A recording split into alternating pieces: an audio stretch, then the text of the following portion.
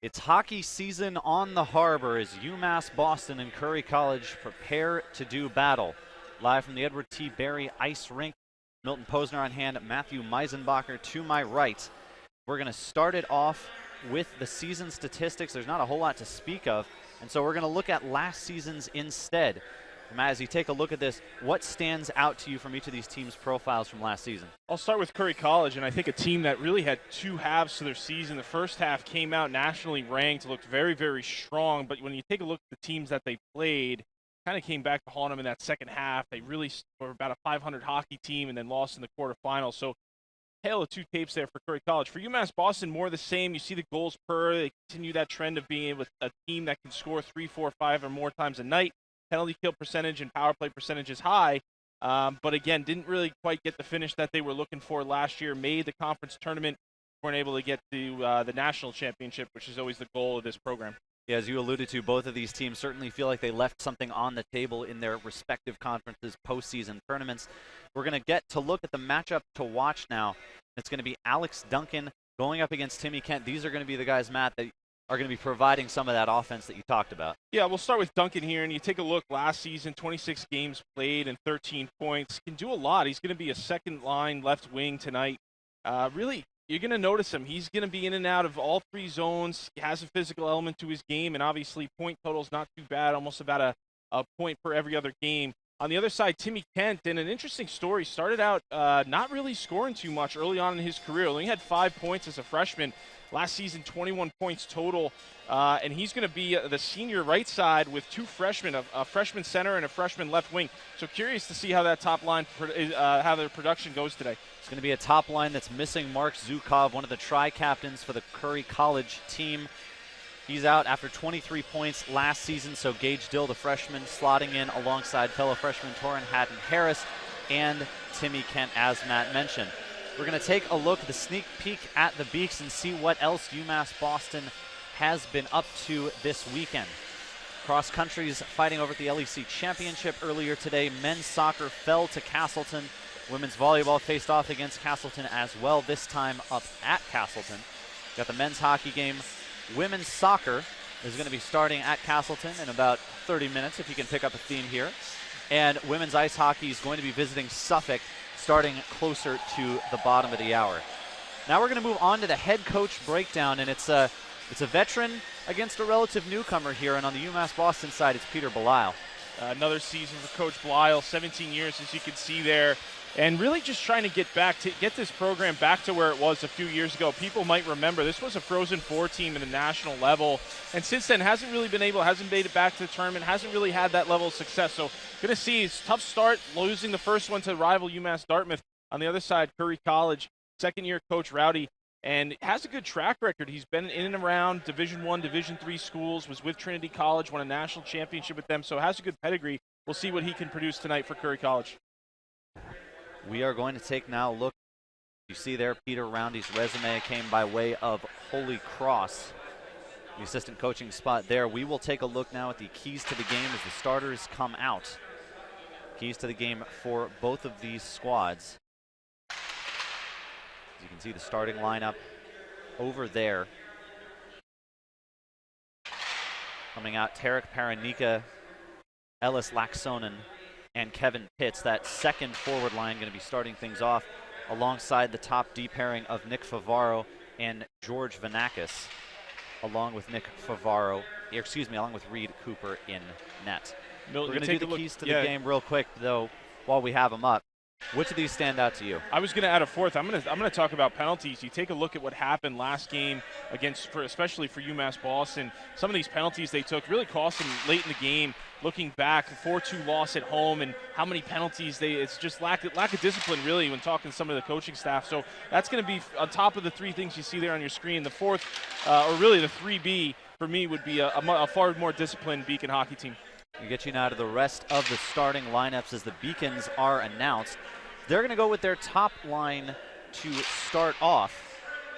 It's going to be, for the Beacons, it's Dakota Kincannon out there alongside Ryan Rowland, Blake Coleman, the defenders, Corey Clifton, and Grady Friedman, as they're mixing it up a little bit from what we saw last game. and Sam Best in between the pipes. We're going to take a quick break for the anthem and be right back with the opening face-off from the Edward T. Berry Ice Rink. Stick around. You're watching UMass Boston and Curry hockey.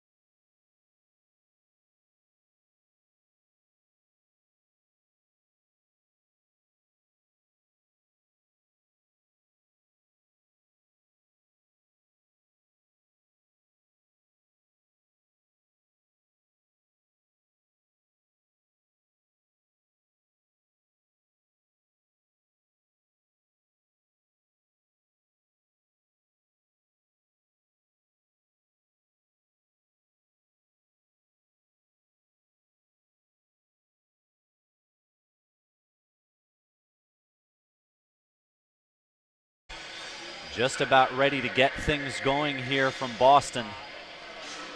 And as Matt alluded to before the anthem, it was penalties in good part for the Beacons, not just allowing the power play goal for UMass Dartmouth yesterday that helped to build that ultimate 4-2 win for the Corsairs, but going 0 for 5 on their own opportunities after having last season one of the better power play units in the conference. Yeah, and I'll tell you, Coach Blyle just won't stand for it. It's one of the things he stresses constantly about being a disciplined hockey team. There's always going to be penalties in a game. It's going to happen. But when you're taking, especially last night, you take a look at the lineup tonight versus last night, you've seen some names that aren't in there tonight. And I can only speculate. I never really asked coaches particulars on coaching decisions, but you can speculate a little bit as to why some players probably aren't in the lineup tonight. Well, he did mention, I had to talk to him a little bit earlier in the week, ice time is the only thing he said that I have as a coach that drives these guys, that motivates them to work harder, to develop their games. And so he's got some freshmen on this team, particularly some newcomers in the forward line. He is not going to be shy about trying new combinations, especially in a non-conference game. And the puck drops. We are underway. Face-off goes to the Colonels. It's Tarek Paranika in the neutral zone, immediately taking the hit over there from UMass Boston forward, and a shot comes in, and Best collects immediately 13 seconds in from the D-man Nicholas Favaro. Yeah, pretty good rip there, just off the wall, and had some velocity to it. That's always that goaltenders always want that first shot from distance there. I think Sam Best felt pretty good, even though it was coming in pretty hot. You get one from that distance, that far out, you feel pretty good about it. Puck skitters over to the near side.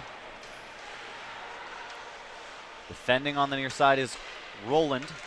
Favaro slides it in, pad save Best. Beacon netminder being tried early as Curry tries to keep the zone. Whistle blows on the play, had to do it a couple of times here. There's a little bit of chicken winging after the whistle. Yeah, a little bit of a neutral zone face-off. And a late offside there, I don't know. Second guess the ref, I guess. A little early for that. We're not even a minute in. I'll give him the benefit of the doubt on that one. Face-off here coming, and the Beacons take it. It's Davis Browning. Slide it up, it skitters all the way over the end line. And UMass Boston now trying on the forecheck, keeping it in. And they'll do so. Still haven't opted for a change after a couple of early whistles. Torrin Haddon-Harris gaining the blue line, tries to slide it over, deflected in front there. Davis Browning got his stick in the way, and it comes over to the near side boards. Scrum for it, coming to pick it up is Timmy Kent. Sling shot, and snagged by Best. So early on here, you're seeing a trend for Curry College. Only very early in this hockey game, but a lot of shots from the blue line. Obviously going to be using those D. That's in the game plan today. 2 shots on goal. There was a third that didn't quite make it to the net, and all from the offensive zone blue line there. So something to be aware of if you're UMass. That usually means there's going to be a lot of traffic in front of your goaltender. Slingshot there, deflected in front. Came off the stick of Nick DeLucio in the high slot.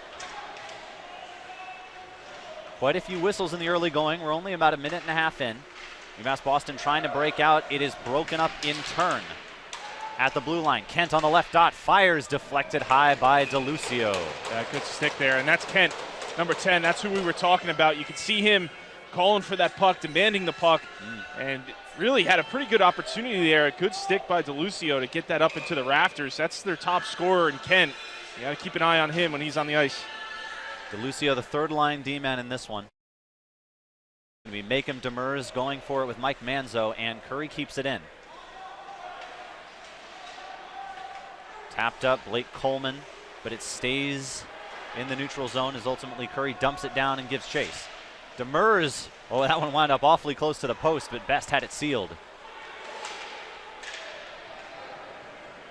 Slow start for the Beacons. Don't have their legs so far. This has been all Curry. I know only a couple minutes, and like you said, a lot of whistles here, but they're having trouble even just possessing the puck. Looks to me like Curry has a little bit more of a higher energy level right now for the Beacons.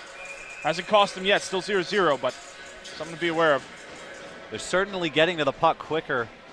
An outcome of those legs. Worth mentioning, as another shot comes in on Best, that this is Curry's first game of the season. UMass Boston did play that game yesterday against the Corsairs of UMass Dartmouth. Lost that one 4-2, looking to get back on the hump to start the season. But yeah, you so got to far, have this one. It's 4 shots on goal to just 1 for the Beacons. And you got to have this one if you're UMass. You dropped against your rival last night at home in the season home opener. You got another chance tonight to not get blanked on the weekend. You got to have it. Another icing call against the Beacons. So another defensive zone faceoff for a team that, like you said, Matt, hasn't had more than about 5-6 seconds sustained possession of the puck through the opening 2. Yeah, not on the same page. Not on the same page at all. Head coach Peter Belisle said he knows he's going to be tweaking the lines. You only have a few weeks of practice to get him going, as that one comes all the way through to the pad of Sam Best in net.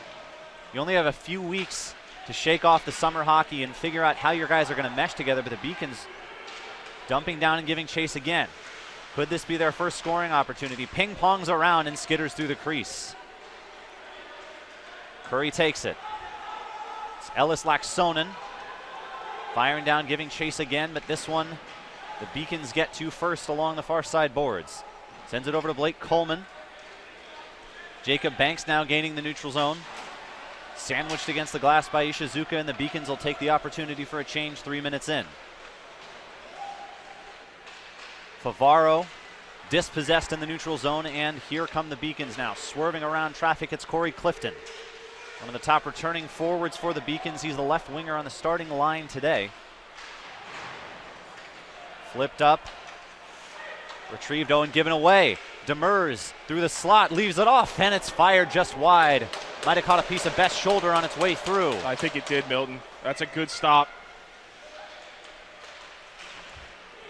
Curry looking pretty clean coming through the zone. But they iced the puck. Oh, no, I'm sorry. You're absolutely right. I think Curry got caught on a bad change there. Too many men on the ice. Let's see. Maybe not. May just be an icing call. Yeah, I think you're right. It was an icing. It was close. The sloppy change by Curry. It looked like they were a little bit confused who was coming on the ice. They had a couple seconds there where it was definitely too many, but I think the ref gave him the benefit, allowed it because it was close to the bench. Any more than that, though, and that was definitely a call. Walker wins the draw. It evades the stick of Alex Duncan behind the net. And Curry flips it out. Ishizuka with Demers running to his right.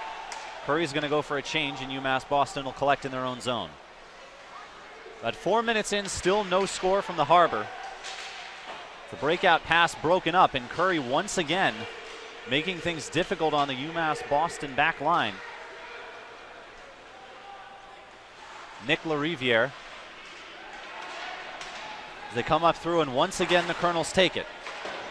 Colonels wearing those road purples with a white trim. They give it up to avoid the offsides. Beacons wearing their home whites with the black and blue trim. Coming through the zone, leaving off for Mike Manzo, but he can't quite get it. Coming now is Davis Browning through the zone. Looks like they had to skate over the line. Yeah, again, just slightly off, right? A couple players not on the same page there, and that was a little bit of a broken play. But a few times now in this first period, you've seen UMass either dumping it in or try to possess it into the zone, and neither are really working right now. So in my mind, that means, all right, we've got to simplify things. Let's get that puck deep, but be a little bit harder on the forecheck, see if we can possess a little bit in the corners, and then build off of that. It's not uncommon for these early season games to be determined more by who makes the least mistakes rather than who does the most things right. Without a doubt. Here come the Colonels, a little bit more set now, but the pass evades the stick of Timmy Kent on the right wing. Comes out in front, the goal dislodged as Torrin Haddon Harris came crashing in. Everybody holding their breath there for a second to make sure Sam Best is fine, and he is. A little bit rattled. I don't think he saw, I'm not sure who it was on Curry that collided with him, but a little bit jarring, never quite pleasant when you get bumped by a player and unsuspectingly. Well, his head coach speaks the world of him, says a student of the game like I've never seen, always the first one at the rink, the first one with the tennis balls in his hand, trying to improve those reflexes, trying to improve his read on the puck. Starting job his to lose in the early going after a strong performance last season. The puck comes all the way back to him now, he'll shovel it off.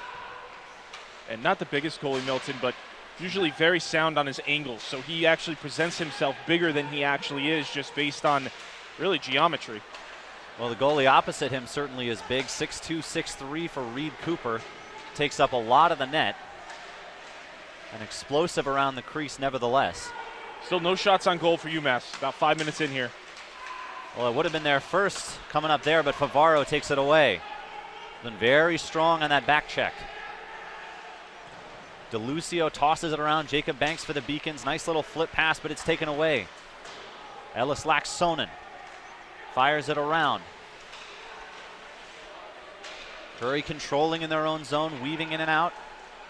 Favaro slide up top, one-timer, and it's deflected away by Best. It's a heavy shot there, Matt Connor. Connor, the freshman defenseman. They dump it off and a score! Curry strikes first. It's Kevin Pitts with his first of the year. Well, you could see UMass running around, and they started to collapse. They weren't defending. They were watching. And Curry was cycling that puck really for at least a minute there in zone. They really didn't have to connect on too many passes. They were just out skating UMass the entire time.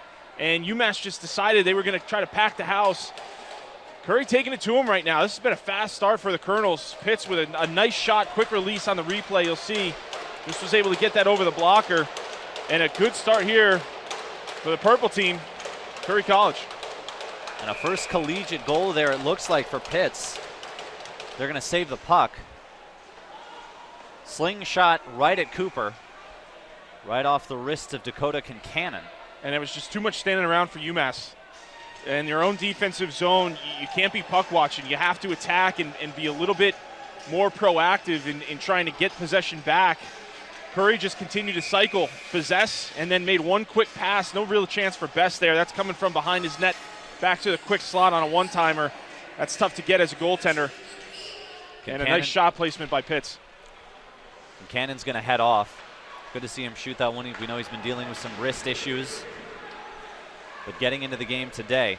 Curry trying to gain the zone again. This one just out in front of the crease, and Best tips it away toward the near side boards. Corey Clifton now coming through the neutral zone, loses the puck. UMass Boston will have to chase it down behind the net once again. Ishizuka centering pass. Nobody there waiting for it. Vanakis recycling once again, and this one comes right through the crease. LaRiviere deflected off of the defenseman in front. Blake Coleman.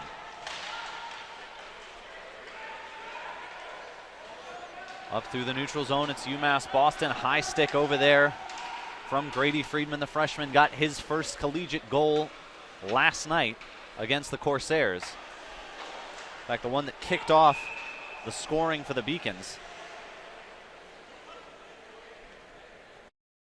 Decent attendance here for the second game of the season, and in fact, the first true weekend game for UMass Boston this season. Some Curry College fans in attendance as well, with a school just short nearby. Ride. Yeah, not too far. Easy game to get to. In fact, just a short T ride if you wanted to. That's true. Do it that way, even closer than most of the NEHC schools. So UMass Boston trying to get get it out of their own zone. Comes into the neutral zone, nice little back pass there, but the misconnection with Nolan Dawson on the right side. And another turnover. Just the possession has not been good for UMass in any zone. Good save by Best. That might have been redirected. But you can see even on the breakout, a few times on that shift alone, Curry just really is stacking the box in the neutral zone, staying at that red line and in, and basically telling UMass, we're gonna hold our ground here. You're gonna have to find. You're gonna have to either chip it past us or try to skate past us. We're not gonna back up. We're not gonna retreat. UMass is having trouble with that right now. You're a little bit vulnerable to a thread-through pass on the breakout, but UMass Boston, the coordination, the chemistry has not quite been there in the early going. And a loose puck over there is a turnover. Hutton Harris. Oh, and UMass Boston recovered just enough. Torrin Haddon Harris almost had the centering feed. Curry will eject from their own zone. Beacons give chase. It's DeLucio with Gage Dill behind him. So you got to put your best center, your best face-off center out right now on this icing, right? You haven't had much offense. You got an in-zone draw, just a gift here really from Curry. That was an unnecessary icing. If I'm Stephen Bucco, who typically handles the forwards for UMass, I'm putting out my guy who's my most trustworthy on draws here. Well, who's it's going to be? It's going to be Mike Manzo, the freshman. The couple of freshmen out there with him. He's able to win it. Couldn't possess, though. Tipped ahead. Gage Dill flying up the left side, dispossessed temporarily, and they'll chase down in the corner. Nick DeLucio has been active for UMass Boston as the feed comes through just ahead of the stick of Timmy Kent. Dangerous scorer on the forward line, 21 goals last season to lead the Colonels. Moving to that wing position. They got a couple of natural centers on this team, so they broke up that all-powerful top line for the sake of balance. It's Bogan over here to take it for the Beacons. Coming through the zone, a couple of the Colonels not paying attention, but off a skate, and they will recover nevertheless. 8.5 minutes in. 1 goal to this point. It was a score from Kevin Pitts. Puck comes flying through the crease, not much of a threat. Chasing it down behind the net are the Curry skaters. It's loose along the right dot. Taking it to the Beacons. It's Kalei Bankowskis. Tips it ahead. Gives chase behind the net. But UMass Boston going for a line change. Nothing doing there. And so they'll collect in their own zone. It's just far too easy on a breakout. Let's see. They're going to get another chance here on the dump. Let's see if UMass goes aggressive here, can actually get the puck back. Jacob Banks and a big hit into the boards there. Going down is LaRiviere of the Colonels. Now they all come to the near side boards. Nolan Dawson. He's got room to run. Oh, and deflected. A beautiful recovery there. Jacob Banks for the Beacons. Slides it over. Pitts, the goal scorer. Comes through, deflected. And just stayed wide of the post. Vanakis tries to dump back down to Tariq Paranika. Paranika behind the net looking for company. Some crisp passing for the Colonels in the early going, and Best with a glove save and just covers it up. Risky rebound there before the goaltender got to it. Got to address your D zone here if you're UMass. Still have half this period left, but you are just continuously a step behind Curry right now, and they're really not doing anything too creative. They're moving the puck well, holding possession, and using their D essentially to get shots on net. That's not anything out of the ordinary. UMass just continues to be a step behind here. It was Pitts on the goal. Assist going to Nick Favaro, the captain. And that's one of the top defensemen for the Colonels this season. Inside of 10 minutes in the first period of play. Oh, and takeaway here. What can the Beacons do with it? Rushing down into the zone is Grady Friedman, the freshman, with a goal last night. Now coming back the other way, the Colonels. Paranika. Good movement, Vanakis, but it's broken up. Dakota Kincannon. Good hit. And we haven't seen too many big hits in the early going. It's been a largely clean game. Only a little bit of post-whistle shoving as well. UMass might need some of that. Get the heart rate up a little bit. Send that fourth line out there and bang some bodies. DeLucio hauls it in. Slides wide to Ryan Bogan. Loose puck control, though. It's been giving the forecheckers for the Colonels some opportunities to close the gap. Thread through pass, dump off. Could be a chance for the Beacons, but a poke check away. Tyler Drummond, the extra skater, erasing that opportunity. And the Beacons will have to retrieve in the neutral zone. Seeing a little bit better puck possession here with this line. Starting to take it to the Colonels a little bit, but Ishizuka centering feed, score! Right through the slot. It's Timmy Kent with 21 goals a year ago. Gets his first of the year today. Well, we talked about him in the pregame, and he's making us look good here, Milton. So far in the first period, I think it's 3 shots on net, and 2 of them have gone in. That's a pretty good shooting percentage. And just a little bit of a rush. UMass got caught a little bit flat-footed. It was a rush. Nothing too crazy. Just Kent in the slot was able to kind of catch that pass and create a little bit of space, pulled it back into his skates, and snapped it far side past Best on the glove side. And if you're UMass, this guy is all over you right now. He's, like I said, 3 shots on goal, 2 of them have gone in. You've got to find a way to do better than that defensively. It's a goal for Kent, coming off the assist from Tao Ishizuka. Another shot, score! Lightning in a bottle. It's Gage Dill with his first collegiate goal. And the Colonels threatening to tear this one open in the first period. Yeah, I think you got to take your timeout. Yeah, that's two quick goals here. Let's see. They're talking about it. Yeah, Lyle's going to take his timeout for sure. And none of these have, this isn't a goaltending problem. I thought Best has looked sharp. I mean, he's made some good saves. A few of these have been redirected. I'm not blaming the goaltending here. I think defensively, you are just wide open. You've got too many people standing around. It continues to be the same theme here. You weren't ready to play. It's that simple. Well, pretty much the entire slot has got one of those neon signs that says vacancy over it. And we have seen now 3 goals from 3 different goal scorers. The first one from Pitts off the assist from Nick Favaro. The second one from Timmy Kent off the assist from Tao Ishizuka. And now the third one from Gage Dill. We're still waiting to see who's credited with the assist on this one. Yeah, I apologize. It just happened that fast. I had 2 goals for Kent. I got a little ahead of myself there. Just the one, but nevertheless. Well, it's easy to lose track of this point. Yes, going in quickly here. But I think how do you tighten up this defense? So I think a good use of the timeout for Coach Blauer, right? All of a sudden, you haven't looked sharp out of the gate, and then all of a sudden it's a 1-0 lead, which you're okay with. Boom, it's 3, just like that, right? So you take a timeout, you try to reset the team and say, guys, there's a lot of hockey left, but an old coach of mine used to always say you can't win a hockey game in the first period, but you sure can lose it. And that's kind of where we're at in this hockey game here. You're already down 3 at home. You lost last night. You need a good shift. You need to really finish. You got 8 minutes. You need not just one, but put a few good shifts here together. And from a goaltending perspective, you got to help them out. These are all one-timer shots. There's just no way that you can expect your goaltender to come up with a lot of these saves. There are passes that are just right into the slot, and on top of him, he doesn't even have a chance to really get set and face those pucks. So you got to be better defensively, and you need a few good shifts in the offensive zone here to start climbing back into this hockey game. The shooters have had time and space to burn on just about all of these as they gain the zone again. It's Ben Beaster. This one deflected nicely by Davis Browning. He's been active in the early going. The one thing you cannot do is take a penalty here if you're UMass, and that is one of the consequences of being down early. You try to do too much. You try to be overly aggressive. You end up taking a penalty and actually hurting your team. So that would be one thing I would say. Just make sure we're not crossing the line. Well, Grady Friedman mixing it up in and around the blue line. Galassi. They'll go up to Levi Solani. Riviero, turnover in the neutral zone. Here come the Beacons. Centering feed broken up.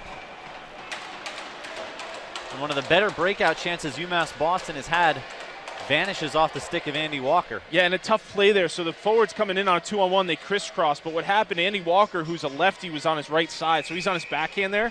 And realistically, you've got 2 options. You can try to chip a backhand over the goaltender or try to backhand pass across the slot. I think he was trying to pass that one. Got caught up in the skates, and you end up kind of forfeiting an odd man rush there. 7.5 minutes remaining. Goals coming from Kevin Pitts, Timmy Kent, and Gage Dill in that order. 2 from the top line as Best gets popped backward into the net, and 1 from the second line. 2 first collegiate goals. And for Gage Dill, who's, we'd have to imagine subbing in for Mark Zukov, the captain on that top line in the left winger spot. This is a heck of a way to make a case for yourself. And that's how, coaches will tell you, that if I give you an opportunity, what are you going to do with it? You got an opportunity tonight if you're Gill, the top line right wing, and boy, you can't ask for much more than that. DeLucio putting the brakes on. Evan Guggens, one of the touted freshmen for Peter Belisle on the UMass Boston side this year, getting some of his first run. Oh, centering pass just outside of the reach of Guggens. Stick's got to be on the ice there. That was a good pass in the slot. He was a little late getting his stick down. Ended the opportunity offensively. Well, he pursues around the net. Vanakis goes for a change as his teammates gain the zone. Favaro. Ryan Bogan recovers, chips it back. Ellis Laxonen back to Drummond. Paranika. Curry working well in tight quarters. UMass Boston staying on them but unable to win the puck until now. Kalei Bankauskas looking up. Poke checked away. Turnover in the zone. And just missing the opportunity are the Colonels. Jacob Banks flying up the right side, dispossessed momentarily. Once again, the Beacons not giving themselves a clean chance here. It's been better. The possession is there now. You can see, and now dumping it in, right? But you got to get a change. So can you get this puck back, give your team time to get back into the zone? Looks like they will. They're going to get a chance here. Blake Coleman slides it in. Pad save. Reed Cooper got it there. Sneaky chance there for the Beacons, but Cooper with a good vision. Now you want to build off it, right? So you had a little bit of time in the offensive zone and a turnover there. They're fortunate. If that wasn't offside, that was going to be a quick 2-on-1. But you get a decent offensive shift there, and now you got to find, okay, we got a little under 6 minutes here left to play. Can we find another one? You're not going to be able to probably even this. I mean, barring something unforeseen here, you're probably not going to be able to get it back to even going back into the room. So can we at least get that 0 off the board and have some momentum coming into the second? Well, you're seeing these intelligent forecheckers jumping at the right times for Curry College. And very aggressive in the way that they forecheck. They attack the puck carrier and basically take away the first, sometimes the second option. And you can use that against the team if you're fast enough or you can pass well. You can actually use that against them. But right now, it's working. It's been very effective. That one slipped by Pat Keegan and went all the way down. UMass Boston's going to have to eject now. And they have a chance here. Davis Browning loses control momentarily. Nice little shovel pass from Bordeaux. But Mike Manzo couldn't hold on. Defensive pressure coming in from Matt Connor. Up to Kent. He's got 1-on-2. Dangle between the legs. Not sure if he lost it or if that was intended as a fake, but either way, Curry's going to have to chase it down in the neutral zone. UMass Boston going for a change. Ben Beaster may have a shot here. Leaves it off for Connor. Slingshot. It's loose. Oh, and Best didn't quite see it at first. But UMass Boston escapes the danger momentarily. Yeah, they're fortunate. That puck was fluttering up above Best, and I agree with you. I don't think he saw that until it hit the ice in front of him. If that had any type of backwards rotation, could have been 4-0. It's always tough with those little pop-up shots. It's the one spot you're not necessarily expecting it to go, and you're almost surely being screened. Oh, without a doubt, and shot there, good stop by Best. But nothing worse as a goaltender than not being able to see the puck, no matter what the scenario, and especially if it's above you. Most times, that's the last place you're going to look. You're going to look down on the ice, right? Look behind you even, or behind you in some cases, but very rarely are you looking up unless you obviously see it's been deflected that way. Neutral zone, turnover, Galassi. It's 3-on-3. Beaster on the left side. Drag shot.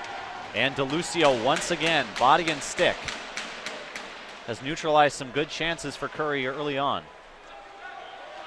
Just over 4 minutes remaining in the period. UMass Boston. Oh, and a big hit in the neutral zone. Favaro. Wow. Laying out Dakota Kincannon. Big time. Big time hit. Both guys felt that one without a doubt. A little retaliatory hit. Grady Friedman with a body check in front of the UMass Boston bench to Nolan Dawson, who now gives way. Paranika coming up on the forecheck. UMass Boston looking for a coordinated rush. Coming up, it is Alex Duncan. All the way around the net. Defenders meeting him there. It's tapped out. Recovered. Blake Coleman at the blue line. Walker tried to baseball shot it. Couldn't quite get it.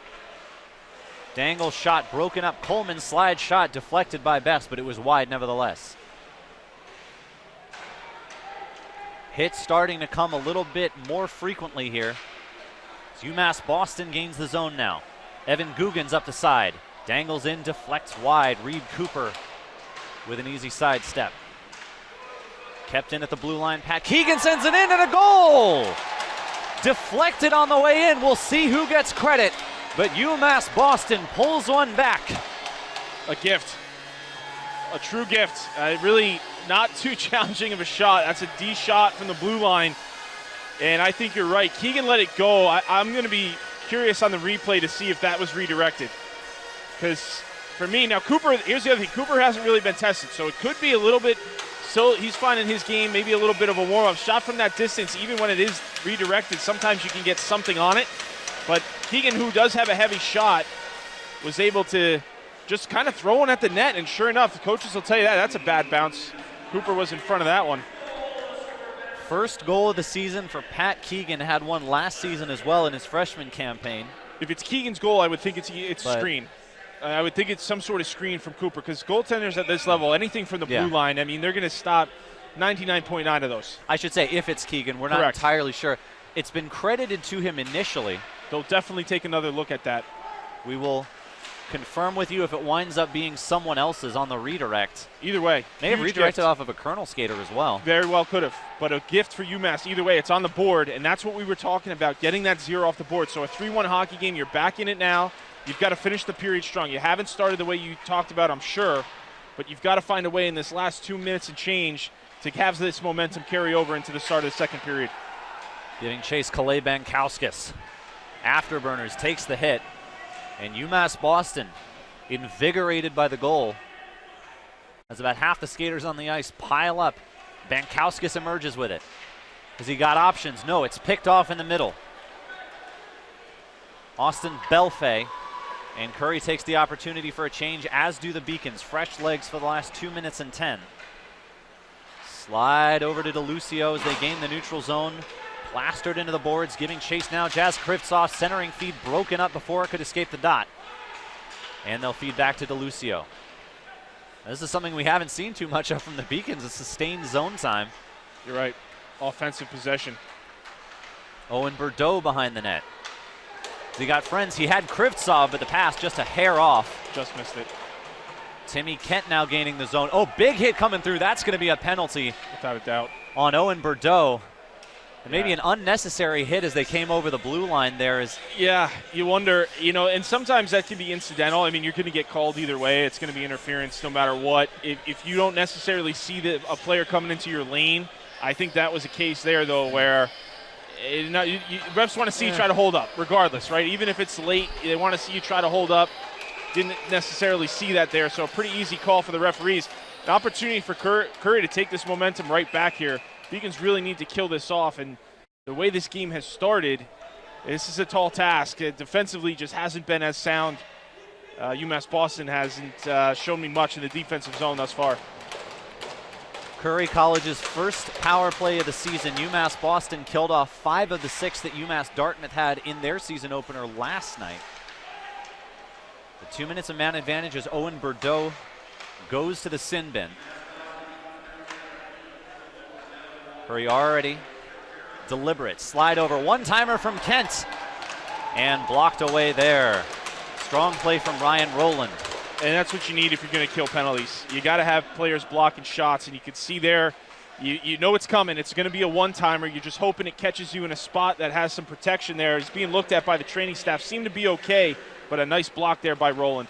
He's on that top line D pairing with Blake Coleman, senior and the freshman. Minute 15 left on the man advantage for Curry as Kent lost his balance.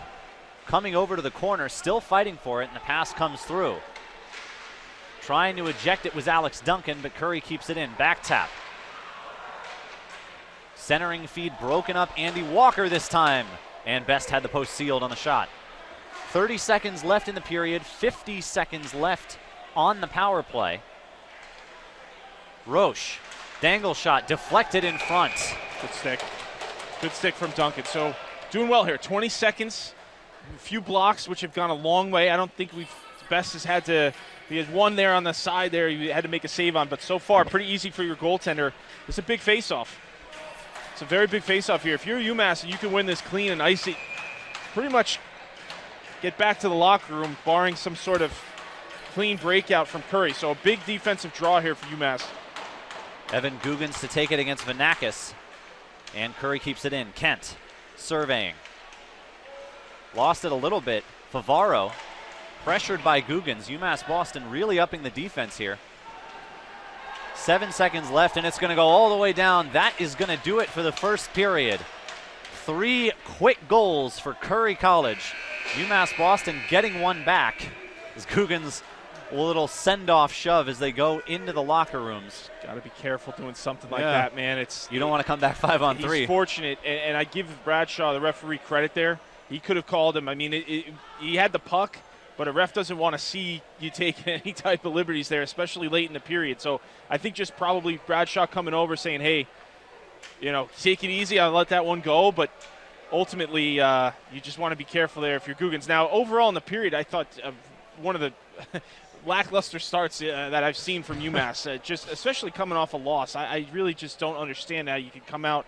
It was the thing that struck me, very quiet. Didn't hear a lot of energy from the bench. Couldn't hear any talking on the ice. And it translated directly to their play. To me, it looked like Curry was ready to play right away. They had at least a step, if not a step and a half, on UMass for most of that period. Now, the fortunate part, you were down 3-0. Curry did an excellent job, got 2 quick ones there, and UMass was able to find that Keegan goal to make it 3-1. So you've got something to build off of, and you got 27 seconds left to kill off this power play.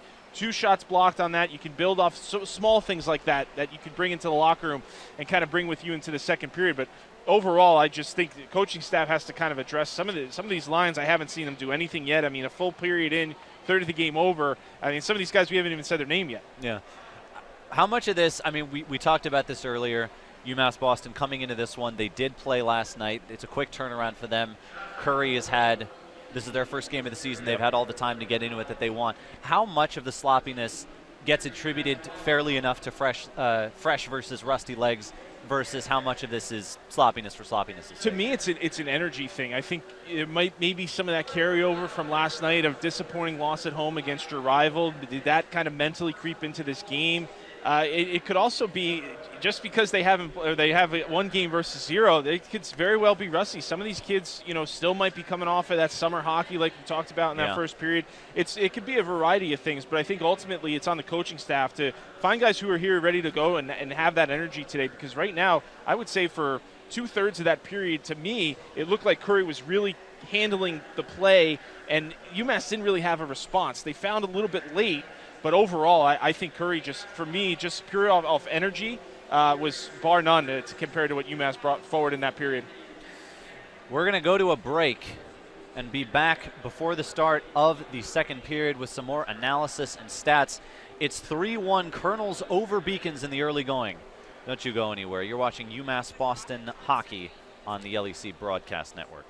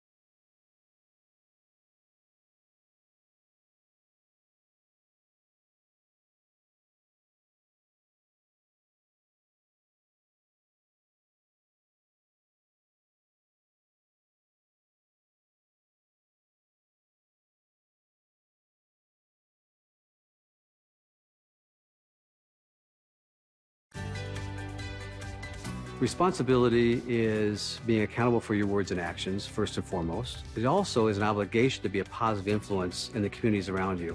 Being in a D3 program, you're going to have lots of different opportunities. You're not just an athlete, you're also involved in student life. Your academics are extremely important. We give a lot of our student athletes responsibilities right from the start by giving them leadership opportunities, by having them engage in the community, be a positive influence. That's being a responsible person.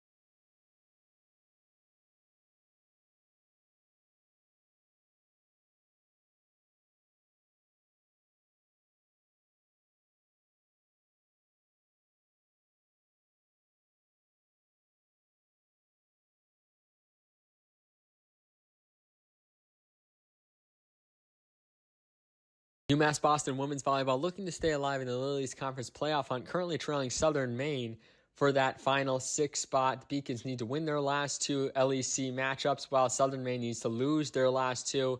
Beacons facing WestCon. Amelia Devlin with a highlight reel kill here with the backhand to help get the Beacons within 4, and then a 4-0 run trailing 23-18, starting off with a Dylan Wartzberger kill.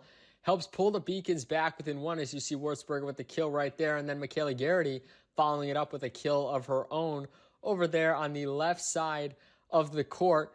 Beacons trail by only 3, and then Tony Guerra, who just made a nice diving play on the previous play, gets a service ace, the Beacons within 2, and then an attack error by Taylor Rohan helps pull the Beacons within 1, 23-22. However, WestCon would take the first set 25-23 on the Elena Butel kill. So they go up 1-0 in the match. But then in the second set, the Beacons come back strong in a 5-5 game here. Starting it off with a kill by Garrity to go up 6-5, part of this 5-0 run. Würzberger adding another kill to her resume on the night. Helps put the Beacons up 2. And then Amelia Devlin with a nice little tap over helps extend the run. And then a service ace by Garrity helps keep the Beacons going, who were capitalizing on a lot of WestCon errors early on. And then an attack error by Sydney Slapchuck helps put the Beacons in front by 5. Then another highlight reel kill by Taryn Brogel in this one in a 10-6 match right here in the second set. A nice set right there, and Brogel just spikes it home viciously. She was on fire all night. And then Michaela Cleary, the freshman, with a nice block up front, gives the Beacons another point, 13-10. And then the Beacons take control of the set, up 19-17, go on a 4-0 run, starting with an attack error by WestCon, and then a service ace by Taryn Brogel, followed by another Würzberger kill, helps put them in front 22-17. And then again, it's going to be Taryn Brogel who finishes the job with yet another service ace. Beacons in front by 6. WestCon would try and go on a little run to get back in it. However, Livia Trindade would put a finish to the second set with this kill right here, 25-21. Sets tied up at 1-all going into the third set. We're going to pick it up at 21-20. WestCon, Taryn Brogel with another electric kill pulls the Beacons even at 21-all, and then a 3-0 run for the Beacons, who are on the brink of losing the set, are going to end up winning it 26-24. We had 6 lead changes and 6 ties after it was 18-all in this third set, after both teams went on massive runs early on. So we're going to head to the fourth set with the Beacons ahead 2-1, and there's really not much to talk about from UMass Boston's end, as WestCon got themselves back in it, looking to swing momentum their way with a big 25-13 set win to force a decisive 5th set. And the Beacons would answer the call and stay alive in this one. 6-5 they lead, and then they go on a big 4-0 run here, starting off with a block by Brogel and Trindade up front, and then Brogel is going to get a kill right here to help put the Beacons up 8-5. And then a service ace by Trindade on back-to-back plays for the Beacons puts them up 10-5. And now the Beacons eventually on the brink of winning this one, as they're going to get this again, like we mentioned. Another nice service ace right there. Now it all comes down to the match point. It's 14-9, and an attack error by Taylor Rohan finishes the match. The Beacons stay alive and keep their playoff hopes intact. Amelia Devlin finishes with 34 assists. It's her third match recording 30-plus assists, and her seventh recording 20-plus assists. Trindade leading the way with 12 kills. Brogel with 11, 4 aces, and 4 blocks. The Beacons back in action next week against Emerson College. Will await the winner of the Southern Maine match on Saturday to see if their playoff hopes will continue.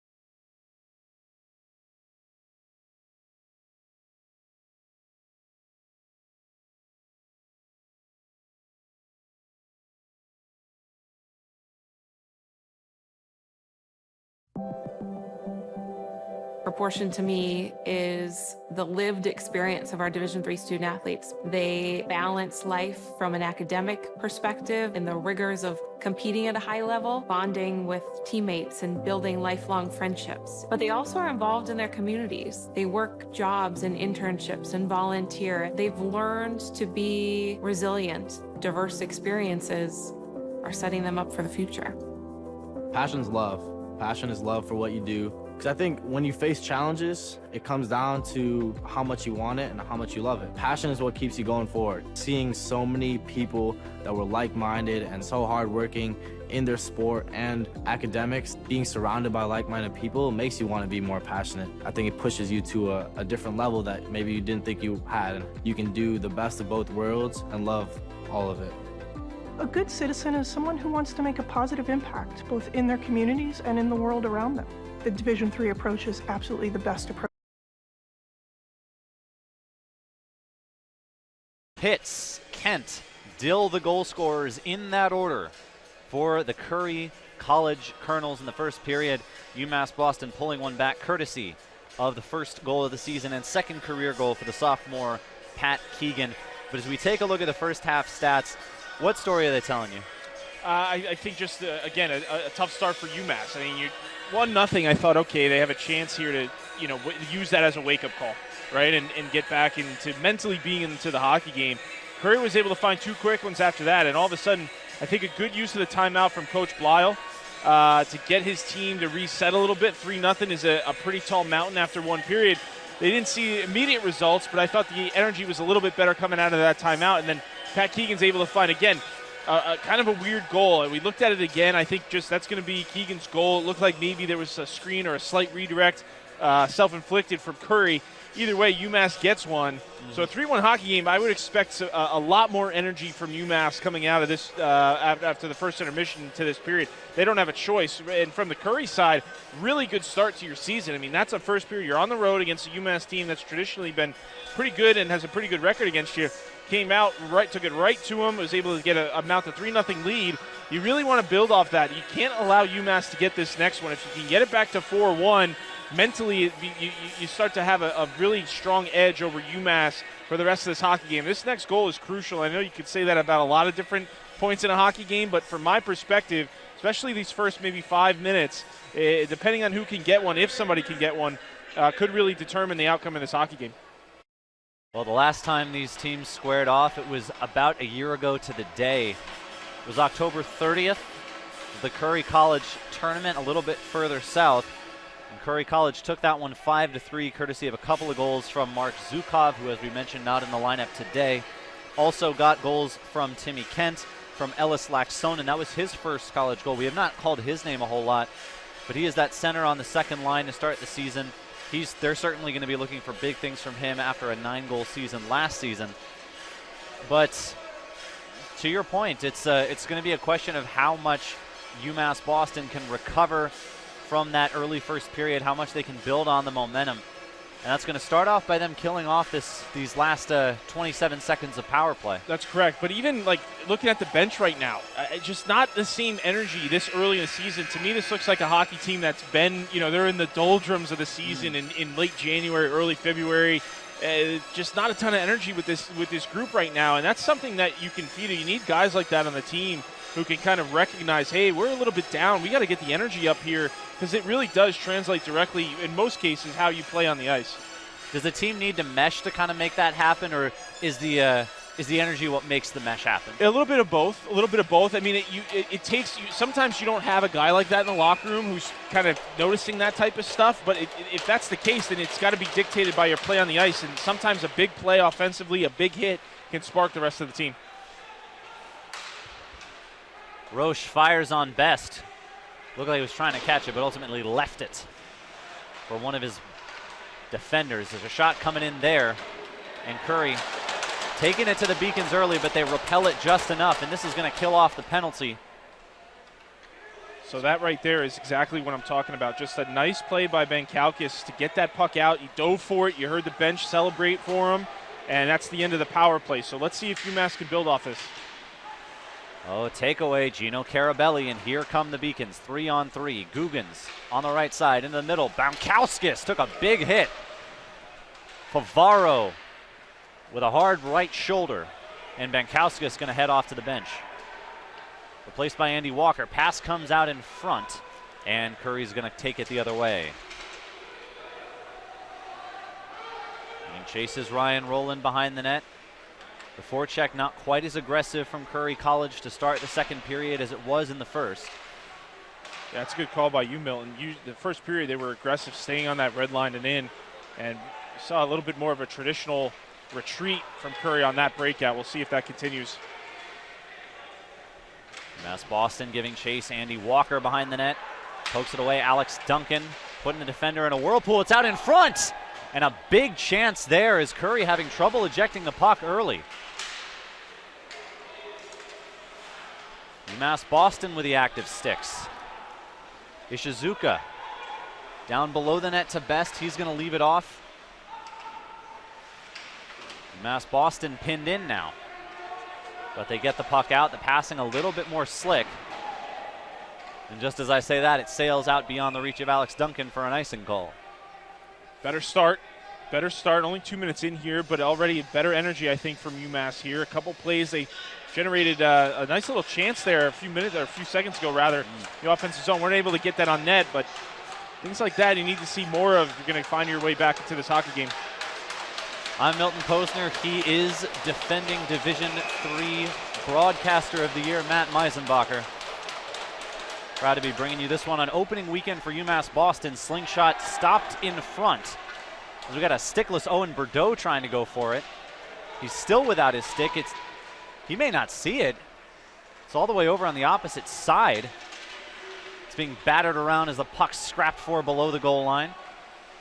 Bordeaux finally comes to collect it. Nolan Dawson. They go to the dot, and Best got to that side of the crease.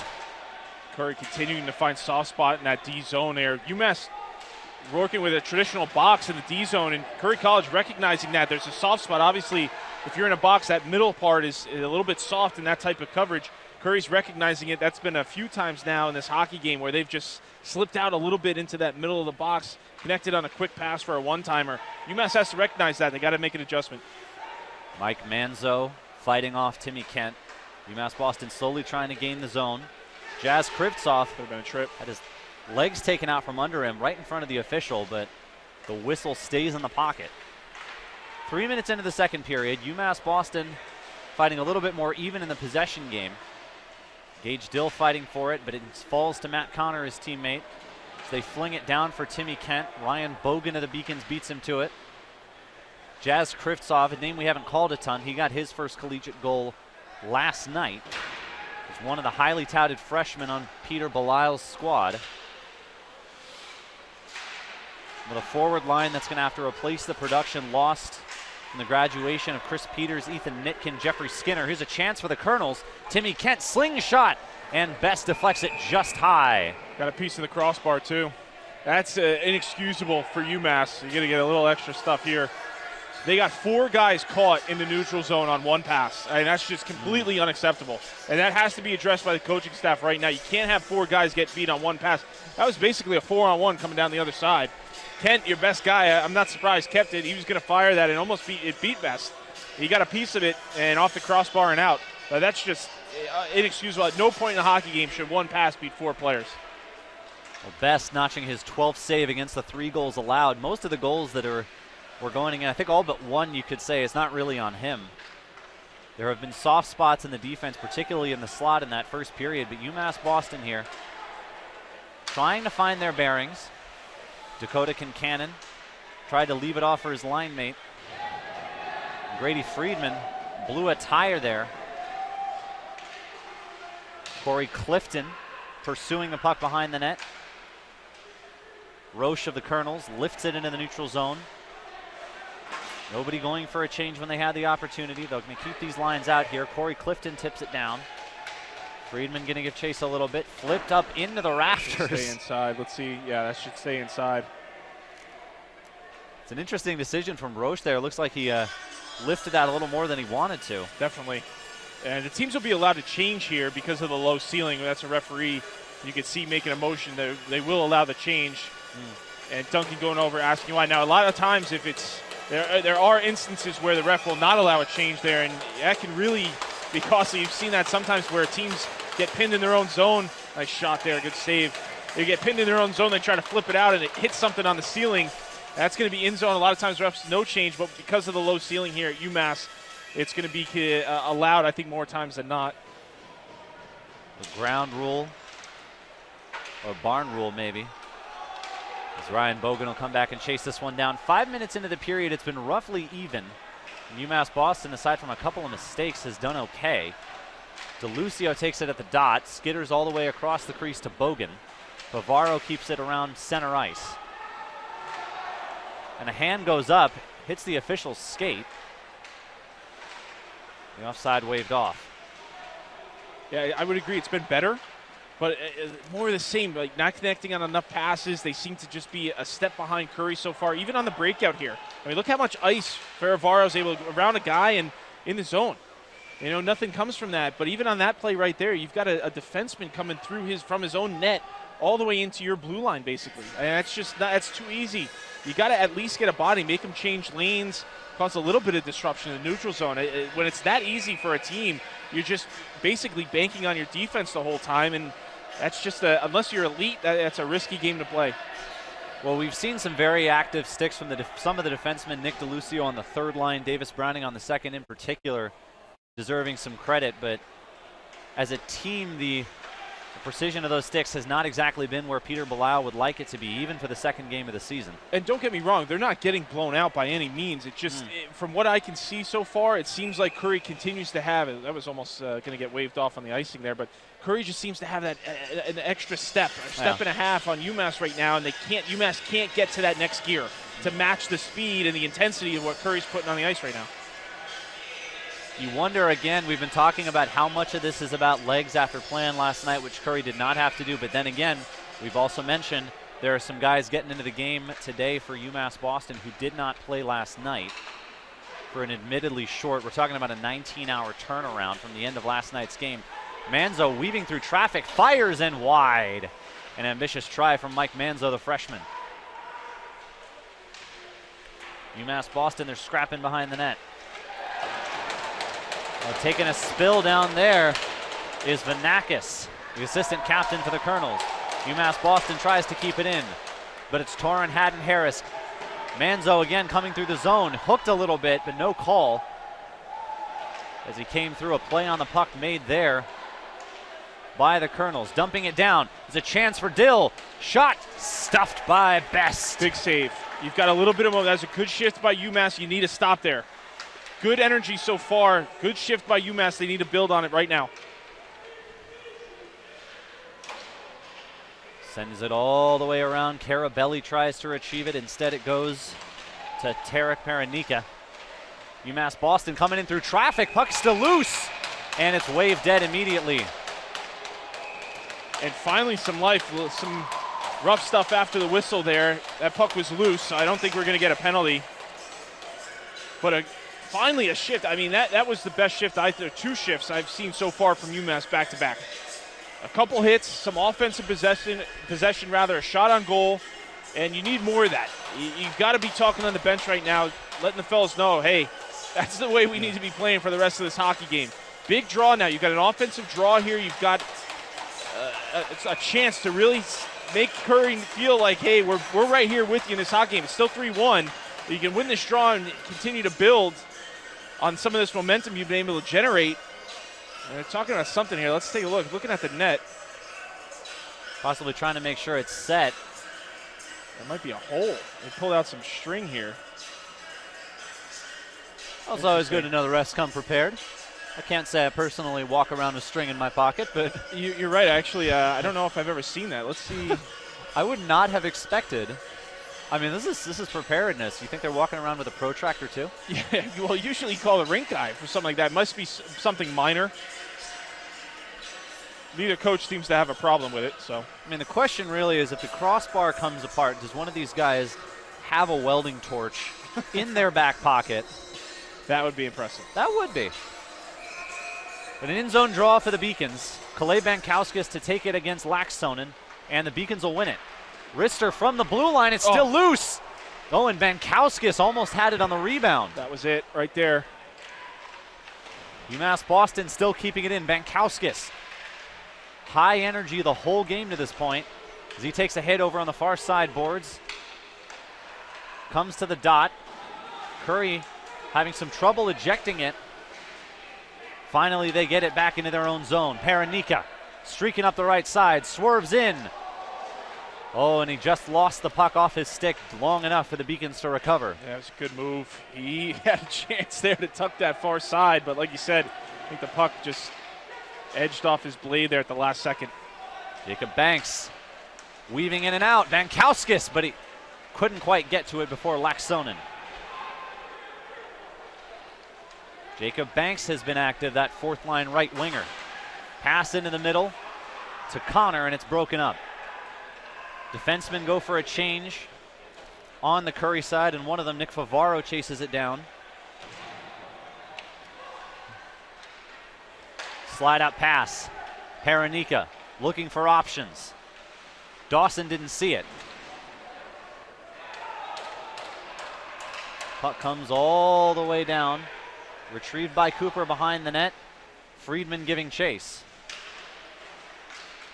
UMass Boston, thicket of sticks. They keep it in. Friedman below the goal line now, centering feed, and Bogan to take it. UMass Boston starting to pepper the crease. Can they get the dam to break? Brady Friedman taken down behind the net. And Clifton shoveled it across the crease, no one there waiting for it. Kincannon. He's got Bogan waiting for him near the right dot. Beacon sustaining possession. That's a great shift. Next line has to be ready to follow this up. Kincannon, a size. Oh. Let's see what we get here. That was a pretty good shove there. Referee's letting him play, and I'm always in favor of that. Lassie for Curry with a pretty good cross check. Referee's letting it go. That's fine, as long as it's for both sides. Well, it certainly helps. I think the extracurriculars after the whistle have been kept to a minimum. Yes. They have not exceeded what we've seen during live play, and that's certainly going to let the officials, they're more inclined to let you play at that point. Oh, without a doubt. And another big draw here. So you've done a good job, UMass has, of possessing this puck. This is the most offensive possession time we've seen all game. You want to continue to build on it, and this is why faceoffs are so important in a hockey game. You start losing these draws, and you're going to start to feel the momentum slip away. UMass not able to win that one. There might be a penalty here. Looks like there's going to be. Who is it going on is the question. I think Aiden Harris. Curry's going to go. I didn't see much. I think what the call is going to be on that faceoff, I think his stick got a little bit caught up in the skates of the center. And I didn't necessarily see that as a trip, but I saw more incidental. But referee has a better vantage point than me. That's going to be a UMass power play and a golden opportunity here. So you've got the momentum going in your favor. You've had some offensive possession time.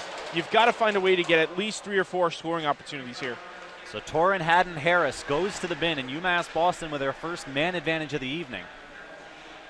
And immediately Curry trying to tie him up on the near side boards, burning some clock. Ishizuka over there scrapping for it. Evan Guggens pulls it out of the thicket. Weaving through the neutral zone. Jazz Krivtsov up the left side. Had it poked away from behind. Oh, and unable to keep it in is Blake Coleman as it skitters all the way back to Sam Best. Minute 30 on the power play. 10.5 minutes left to play in the middle period. Oh, flying up the ice is Mike Manzo now. He's got room to run. Leaves it back for Coleman. Coleman's got room. Fires. Oh, and Guggens got hung up on his stick. And he missed a chance from the one-timer. Yeah, it's got to be a one-timer. And I think he tried to catch and release, and it just didn't. Neither one would have worked. He fumbled it regardless, but that's got to be a one-timer. Great pass there, and just wasn't able to corral it and get that on net. That's got to be a shot on goal. Guggens, the junior transfer, coming from Norwich, the Massachusetts kid who just wanted to come home. Still looking for his first goal in a Beacons uniform. Jazz Krivtsov. Oh, beautiful dangle. The puck's still loose in the slot and ejected by the Colonels. So you've got a little over 30 seconds here, and still no shots on goal. And they've been close, making some plays here, but it's been one and dones. They can't sustain pressure. The scoring opportunities generated. Curry gets it, sends it down. It's kind of been the entire power play going that way. If I'm UMass here, you got to get maybe one. You got time for one, maybe 2 rushes here. Got to try to get at least 1 shot on goal. And after about 25 seconds in their own zone, Corey Clifton coming through the neutral zone, misconnection there. Steered away from the net by Reed Cooper. 10 seconds left on the man advantage for UMass Boston. So a couple of decent shots, but not much else for the Beacons as the power play expires. Puck comes in, Bogan keeps it in, fighting for it is Haddon Harris coming right out of the sin bin and into the action. Oh, and almost a dangerous turnover there as Nolan Dawson could have had a chance the other way. Corey Clifton in the neutral zone takes the hit from Roche. And Ishizuka will pull back. Inside of 9 minutes now. And a power play, Matt, where the Beacons did not have the sort of sustained zone time they wanted. No, and it had some chances there. It wasn't a complete disaster, but again, just one and done. Close to too many on the ice there, but it's hard on a power play when you're not possessing, right? Usually what teams will try to do is possess that puck, wear it down the penalty kill, and generate scoring opportunities that way. UMass was getting some stuff done, but it just wasn't consistent enough. Up into the netting, and that's going to be an in-zone face-off for Curry. UMass Boston going for a change here. And we've seen maybe a couple of sustained shifts worth of momentum from UMass Boston, but it was coming earlier in the period, and it seems like they're losing the grip a little bit. Just a little bit. Yeah, that power play I don't think is quite what they had drawn up there. They've had some good. This second period has looked a lot better than the first. I'll give them that. But again, you're down. You're still down by 2, right? And slowly that clock starts to chip away and become your enemy. You've got to continue to build off this and got to get more shots on goal. You're halfway through the game here. You've only got 10. They should be closer. They should be 15 or maybe 20 at this point. Oh, it comes out. Tap shot wide. Ryan Rowland with an opportunity in open space. Another one skips in wide. Curry chasing it down on the near side boards into the neutral zone and a chance to run. Gage Dill with a backpedaling couple of defenders. Timmy Kent in the slot. And a stick in front and a body as well. Kept that puck out of the crease. Lucio giving chase in the neutral zone. They'll send it wide though. Curry going for just about a platoon change with Connor and Kent staying out. Connor takes down Gino Carabelli by the blue line, and Curry's going to get possession out of the deal. That one chipped into the crowd. 7 minutes, 25 seconds to go. And no scoring in a second period after a goal-happy first. Yeah, kind of a neutral spot in the hockey game here. So if you're Curry, you got to feel pretty good. You killed off a Beacon power play. You still got a 3-1 lead here. Team has looked pretty consistent throughout the day. You just got to continue to defend, and I think the thing for me that continues to really give UMass the most trouble is the aggressive nature of this Curry hockey team in the neutral zone and their defensive zone, but mostly in the neutral zone. One-timer from the blue line couldn't make its way through to the slot. Off the stick of Nick Favaro. Scrap forward. Here's a chance. Dakota Kincannon. Can he find the angle? No. Drummond catches up. Beacons can still keep it in their own zone. Slingshot, glove save. Cooper has not been tested a ton. That'll go down as his 10th. Best has got 14 as the defense, if nothing else, has made Sam Best's life a little bit easier. Definitely. In the second period. Definitely. Some big blocks there from UMass, but again, for me, you really need to find a way to get one here. Going down 2 into the third period, that's a tall order for this Curry team that's defended well all day. I think if you're UMass, you've got to be looking here, just under 7 minutes left in the period. Got to try to at least get it to within 1. Centering pass from Googans, but the team overloaded toward the near side, and this is going to give Curry a chance to run.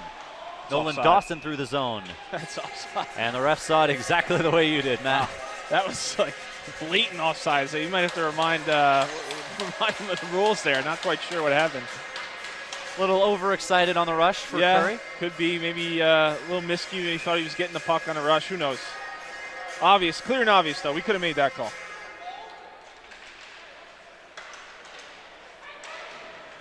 Well, Curry coming the other way, centering feed loose in the slot, but UMass Boston recovers. Mike Manzo off to Kurvtsov, excuse me. Oh, big hit. Oh, going into the boards there was Manzo. Belfay. Curry still got it. Slingshot, stick in the middle. Ryan Rowland keeping it off the net. 2-on-1. Here's a chance. Kurvtsov. Centering pass goes behind Manzo. And the Beacons with a missed opportunity. Yeah, it's just not good enough. And I'm not really sure why you go to F3 there. You've got F2 on the far side. If you can't get that pass across, take the shot. And you're down by 2 here. You've only got 10 shots on goal. And you kind of throw away one of your better scoring opportunities in the game just by not connecting on that cross pass. Chipped up off the boards. Who's going to find it first? It's Kent. Dill giving chase.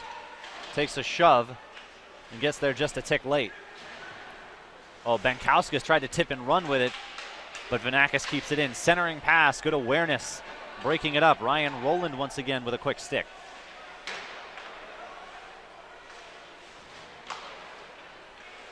Kent through the neutral zone, poked away, gets it back.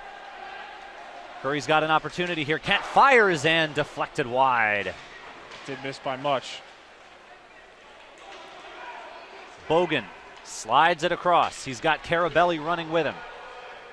And a shot from behind the blue line is all the Beacons will get.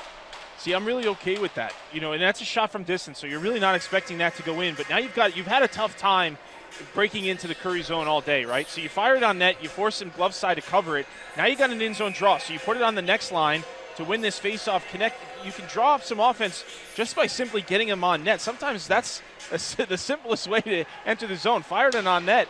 allow the goaltender to cover it and put it on your center to win the draw.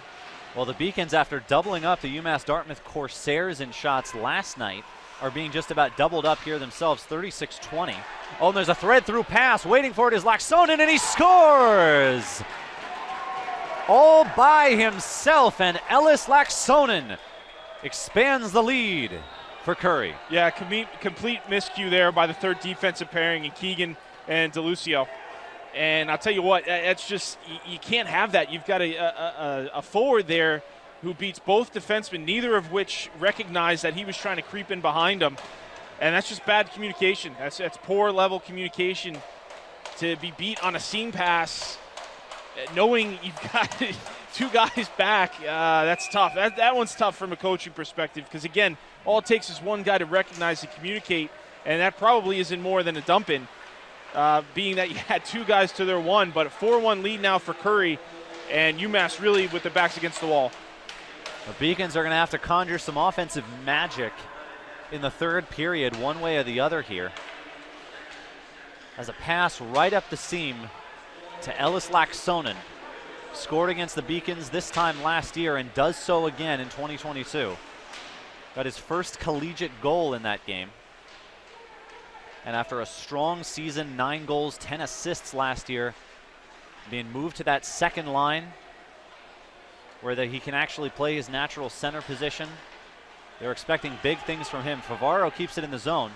Dump off pass. Curry's moving it pretty well. UMass Boston trying to respond to the gaps. Under 4 minutes in the second period. First goal of the period coming a moment ago from Laaksonen. Pass toward the middle, and Best with an aware play gets out to the top of the crease. Coming behind the net now is Favaro. Grady Friedman giving chase. Now Bogan. Puck comes through, but harmless. Jazaka, and Best clutches it to the chest. Well, now you get to see, if you're UMass and you're the coaches, you get to see who's got a high level of competitiveness. You're down 4-1, you lost last night, and which players are just going to pack it in, start sulking, heads down, and which players are going to continue to compete in this hockey game. And traditionally, that's where your captain and your leadership steps in and make sure that the level of pride maintains throughout this hockey game, regardless of the score. And we'll be watching here this last 3 minutes and into the third period, which option they choose. Tapped out below the left dot. Puck still loose. And Gage Dill chases it down for the Colonels. Swing wide, Timmy Kent. Over by the blue line, surveying, fires through, it comes all the way through. And Tyler Drummond now dispossessed. Strong play by Guggens, and Drummond takes it right back. And Milton, let's not forget, this is a team last season that averaged 3.9 goals per game. So it's not like they're out of this. They can go on a quick run here and try to claw their way back, but it's got to start upstairs mentally, knowing you've got the confidence to generate something offensively. Otherwise, this game's over. And we got an injury here. Curry's center is looking hurt. He's got a shoulder issue. Hayden Harris going right off the ice, holding that shoulder. It's never a good look. And we're going to get a penalty. Torrin Haddon Harris goes to the bench, as Matt mentioned. He got bumped along the boards. He's going to go to his line mate, Timmy Kent. Go ahead. Yeah, I was going to say, Kent's got the penalty. I saw the play on Hayden Harris. He got rubbed out a little bit on the boards, and sometimes on those rub-outs, if your shoulder gets caught, it can get pretty nasty in there. I think he got pinched. He looks to be all right. He's keeping his helmet and his gloves, which is a good sign. Usually if that shoulder's out, those are the first things to go. Helmet, gloves, you get right off the bench. He's staying on the bench, so hopefully just a stinger. And you're right, Kent's going to be in the box. So you've been another gift here if you're UMass. You got 2 minutes left in this period, and a power play here. If you can get to 4-2, you're right back in the hockey game. But the first power play they had, it wasn't enough offensively. Only one shot on goal. They need many more than that this time around. With Haddon Harris on the bench and Kent in the sin bin, UMass Boston's got 2 minutes of power play here against a team missing 2 of their 3 top-line forwards. And Curry's playing like it, immediately tossing the puck all the way down to Sam Best. You've got to simplify here. Offensively, you haven't been able to do much today. You've got one on the board realistically on kind of a sneaky goal from Keegan from the blue line that was a screen and a redirect. So here comes Clifton. That's going to touch the ceiling. So you've really got to find something offensively, and whatever that means, whether the coaching staff has to change up the power play, You see Blyle here going with his second unit, taking that first one off right away. You've got to find a spark. You just haven't had enough energy today, and offensively have left a lot to be desired here with only 11 shots on goal. Like you mentioned, coming off a home loss last night. UMass Boston wins the faceoff, but an errant stick in there is going to break up what would have been a good opportunity. Blake Coleman behind the net. Ishizuka giving chase. And Curry opting not to try to keep possession here. Instead, they'll throw it down. Power play a third of the way home. UMass Boston still without a prime chance. Power play is going to take us just about to the end of the second period. And UMass Boston in bad need of a goal here to bring it a little bit closer before the final 20 minutes of play. Jazz Krivtsov. Coleman shot. And a nice save there. Not an easy read for Cooper. That's a good stop. You've got a shot from distance there with a screen in front. Duncan right on top of that crease and had provided a pretty good screen there. That's a nice little play. You can see those oftentimes redirected off a skate or sometimes the pants. But Cooper with a pretty good read and was able to corral that into the glove. No rebound. Once again, Mike Manzo on the faceoff for the Beacons going opposite Nolan Dawson. He's been good on his draws. And the Beacons win it again. Yeah, Manzo, the freshman, been good on his draws tonight. Coleman's shot was deflected. 50 seconds remaining on the power play.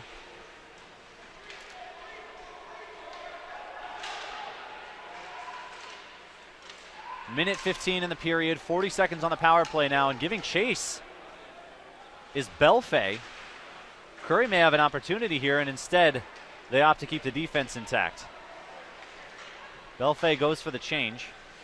It's 5-on-3 for a quick minute until Paranika rejoins the fun. 20 seconds to go on the power play, inside of a minute to go in the period. And UMass Boston just not getting the chances they'd like to be getting. Nothing happening, and those are two puck battles. Now you've got the power play, you've got an extra player, right?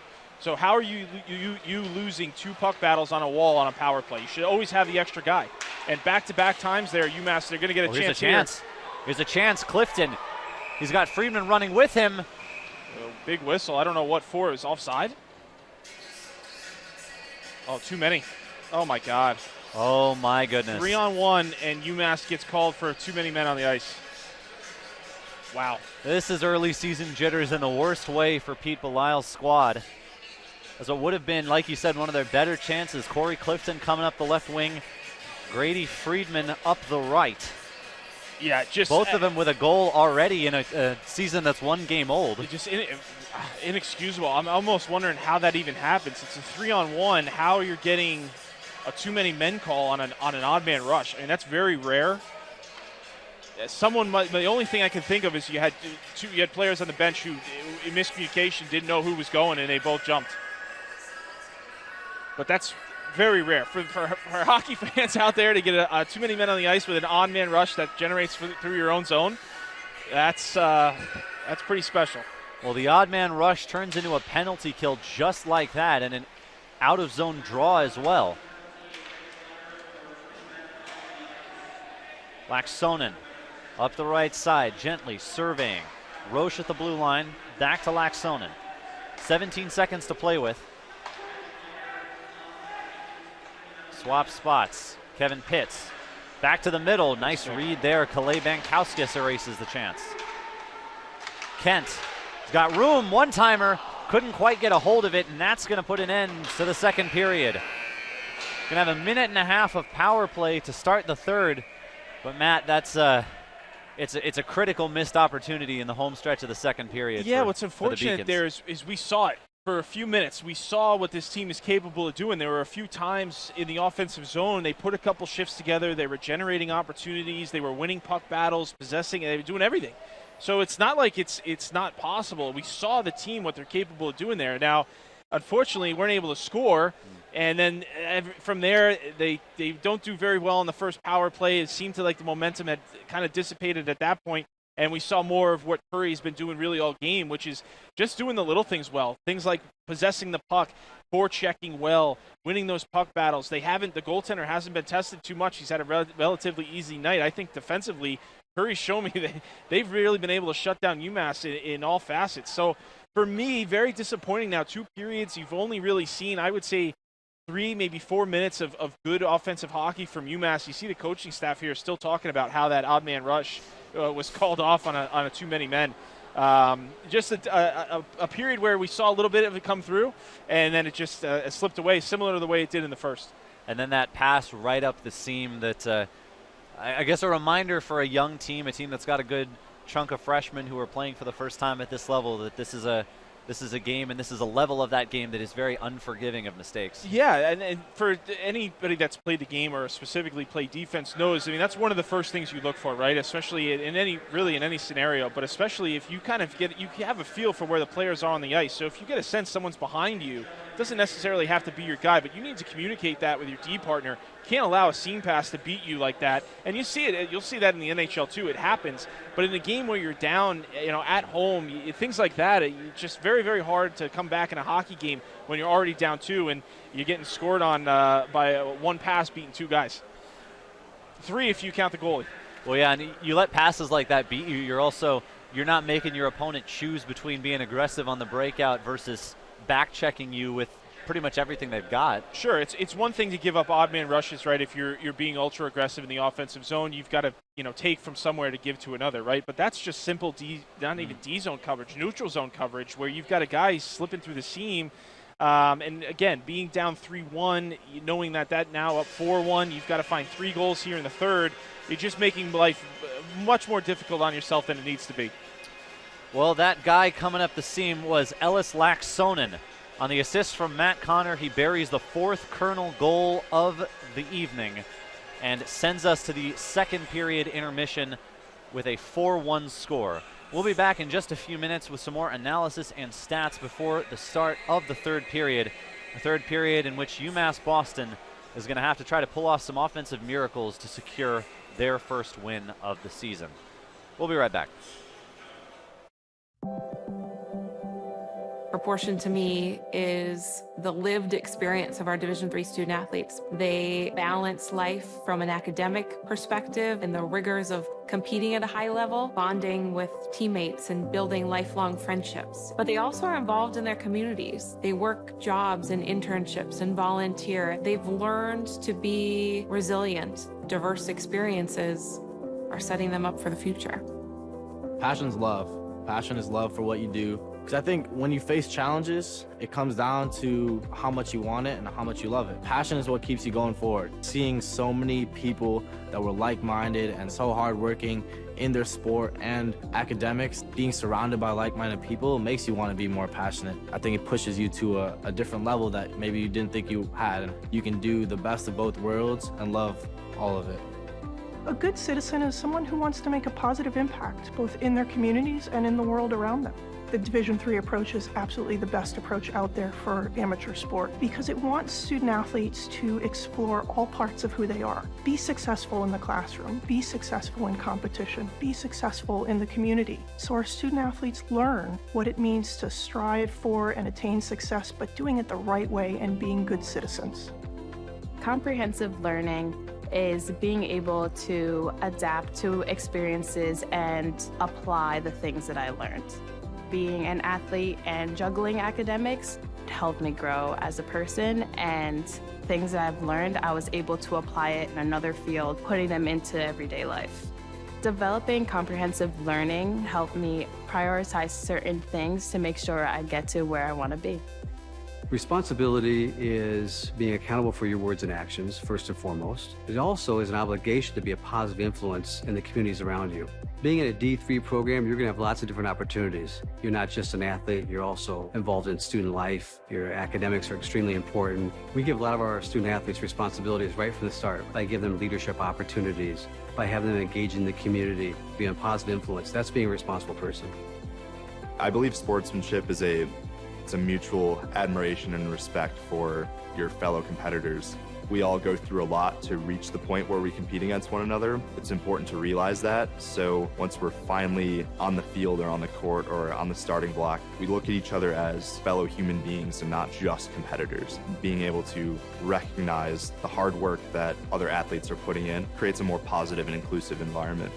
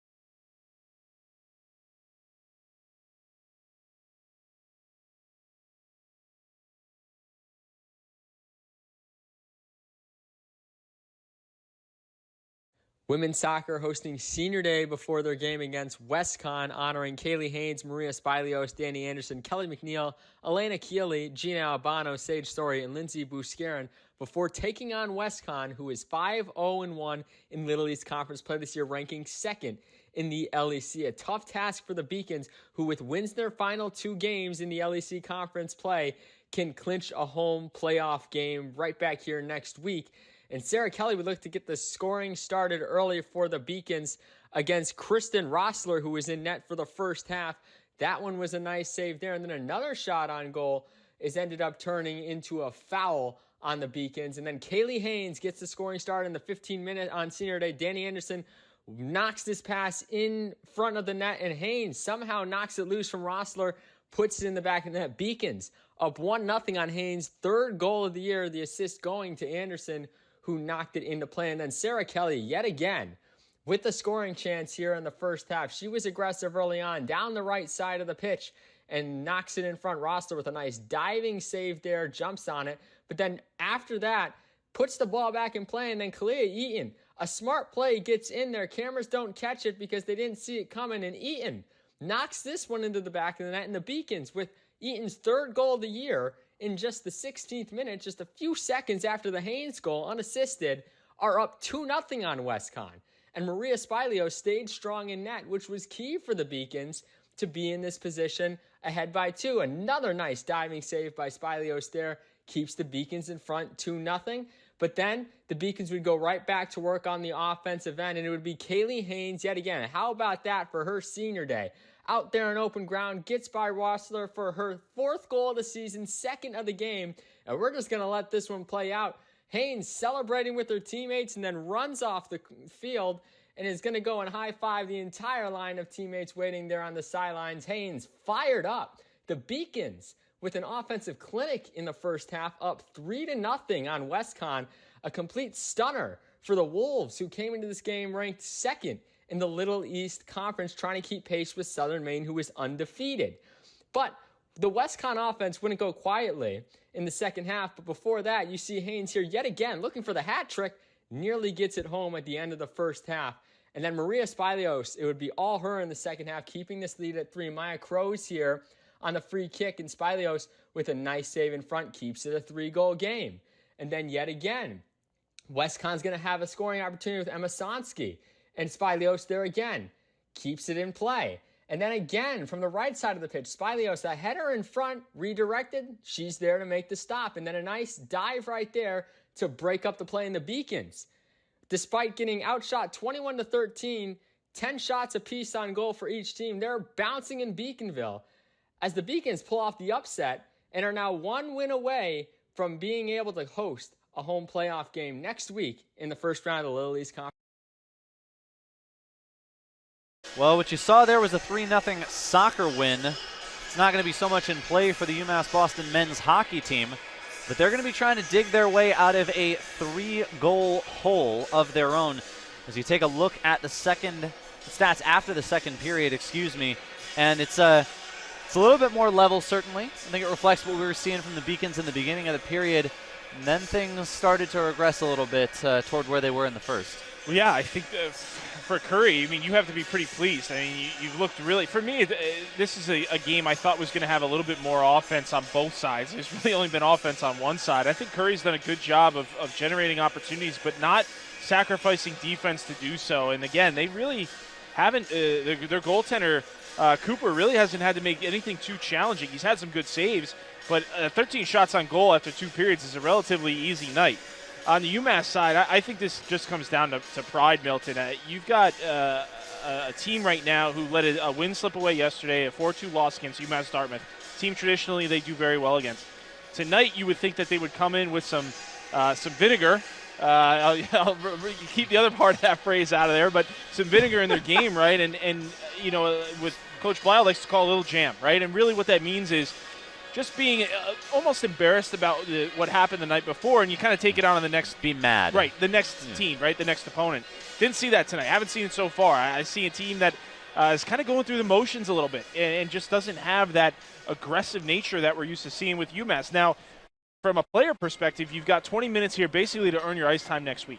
There's always guys that are going to be in the lineup more times than not, right? But there's probably a lot of guys right now that the coaching staff is thinking about, hey, what have we seen? Has he done anything? Does he deserve to be out there tonight or next weekend, right? So as a player, you've got to recognize, hey, we're down 3. We're going to try to come back and tie this game up and obviously win the hockey game. But ultimately, on a micro level, I've got to try to earn some minutes for next weekend. Because right now, the product that is on the ice for this UMass team is just not up to par with what we expect from an analysis perspective and from a coaching perspective. Well, speaking of next week, both of these teams, this is the last game that they will have, and for Curry, the only game they'll have before the conference season gets going.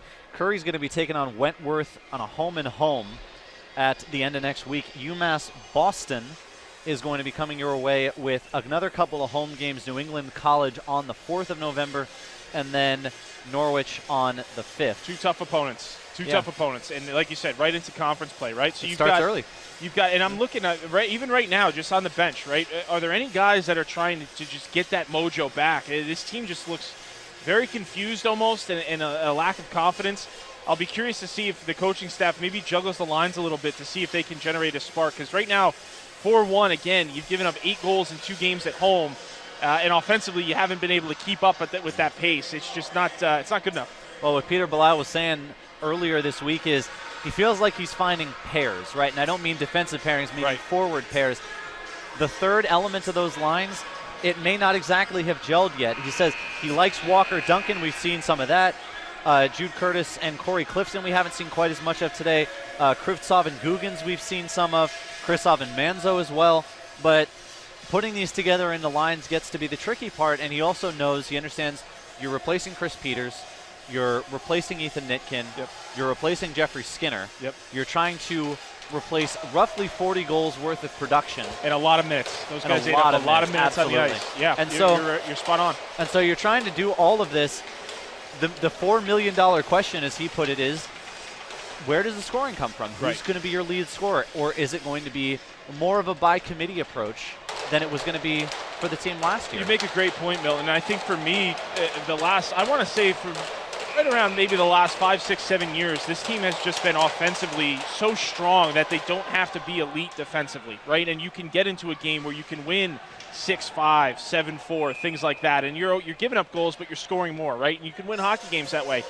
So far, we're not seeing that. Now, again, the season's early, and there's a lot to be said. I think this third period is going to be very telling in that regard of who continues to want to compete in this hockey game. But I think you're spot on in your analysis that tradition of scoring at massive amounts on a per-game basis might not be how this team is built, and they might have to restructure themselves defensively to be in these hockey games. Remember, a minute 15 of power plays. That one comes firing through the slot and crashes into the ref. He's shaking that one off. Takes the puck off the shin. Comes to Pitt. Slingshot Kent. A nice little clutch there on the crook of the arm for Sam Best. Minute 5 remaining on the power play. Some block shots here could go a long way. And again, I keep looking at the bench. I just don't see any type of spark, right? So, okay, how do you get it? You got to generate with the guys on the ice. A block shot, a hit, similar to what we saw in that second period when UMass felt like they were going to be clawing back into this game. Slingshot Best right to the pads. Only a couple of seconds elapsing. If you're just joining us, this is a power play, maybe a rather inexplicable one, that UMass Boston finds themselves killing off after a too many men on the ice penalty called in the middle of an odd man rush with about 30 seconds to go in the second period. Kent, with room to shoot, leaves it behind him for a moment. Roche, slingshot. It's still loose in the slot, and the Beacons poke it free. And getting roasted on the draws. That's 3 defensive draws they've lost clean so far. Some space at the top of the dot. That one's deflected in. Best sealed the post. 40 seconds to go on the man advantage. Back up Roche at the blue line. Aksonen. Back to Roche. Kent thought about a one-timer. Fields it instead. Deflected on its way through. Alex Duncan making life a little bit harder. 25 seconds to go on the power play for Curry. It's caught up. Put in. Pitts has to take it back out. Active sticks for UMass Boston, deterring the passes. 15 seconds to go. Kent off his skate. Hand off Roche. Moving into the dot. Back to Kent. They're getting in each other's way a little bit. Oh, off the corner. And the closest shot they had on that power play is the one that ends it. Didn't make a big ping sound, but that was definitely off the pipe. That's their second pipe today. Right at the corner. Good cover there by Best. Get a change here. He killed off the power play. Let's see if that provides a spark for this team. And you can see that sometimes. We saw it with Curry, actually. They killed off a UMass power play and came right back, actually ended up scoring a goal a few minutes later. So let's see. The faceoffs are getting killed, and they lose another one here. The only guy I've seen do well on faceoffs tonight is Manzo. Riviere around back of the net. It would have taken a perfect shot from Kent to beat him on that penalty kill. And now the question Matt asked, can UMass Boston pull some momentum out of it, get a goal back? It's been a multi-goal lead since the middle of the first period to one degree or another. And aside from a ricochet goal from Pat Keegan, the offense has been fairly quiet. The Beacon's odd man rush opportunities have been torpedoed, often by their own hand. This could be another one though, 3-on-2. Clifton fires it all the way around. It's coming to Grady Friedman. Can Cannon Fields, and not a whole lot to be done there. Centering pass picked off. Can Curry turn a run? And instead they'll opt for a change. Giving chase over there, Favaro. And UMass Boston going to take a chance for their own change. So fresh legs out there for both teams. 2 minutes 45 into the third period. UMass Boston badly in need of multiple goals to make this thing close. And a Curry team that has largely held its defensive ground through the opening 2 periods. Tapped away neutral zone. Here's a chance. Demers leaves it behind, but Belfay didn't know where he was going with it. So even right there, Milton, right, a turnover by Curry, you've got 2 players that are naturally going to be caught by that drop pass, and UMass can't even connect on the first breakout pass to send it right back down on a rush of their own. It's little things like that. If you're going to try to find some offense, you've got to be at least clean on the basic stuff, and that's a pretty basic breakout pass. Let's see what they do here, the little 3-on-2. Well, they got Manzo. He's looking for somebody. He finds Krivtsov. Centering pass, sticked away, O'Connor. Matt Connor in the slot. Centering pass, another stick broken up. This one, Ishizuka on the defensive stop, and the puck sent back down. Beacon starting to threaten. Curry doing just enough to protect Reed Cooper in net. Well, and the problem now for UMass is Curry doesn't really have to be aggressive. They can continue. It's worked all night, so they really have no reason to change it. But you could basically sit back and allow UMass to have everything up until the red line and then force them basically to either dump it in or try to create something special in the neutral zone to get into your zone. You basically go into a defensive shell here up 3. Bankowskis, the puck skitters out. Over to Bordeaux.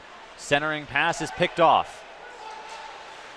Galassi getting the job done defensively. UMass Boston dumps down. It gets past Cooper. Oh, and Bankowskis knew it. Couldn't quite get the shot. Whiffed a little bit. Jake Adkins, a name we haven't called a ton. He's just onto the ice and right into the action. Jacob Banks flips it toward the net. Bankowskis does the same, and Cooper wisely covers it up. Yeah, just continuously looking to see these lines going to change. Who's going to get the ice time right now? And Coach Bile decided to stay with the line that's out there. I don't blame him.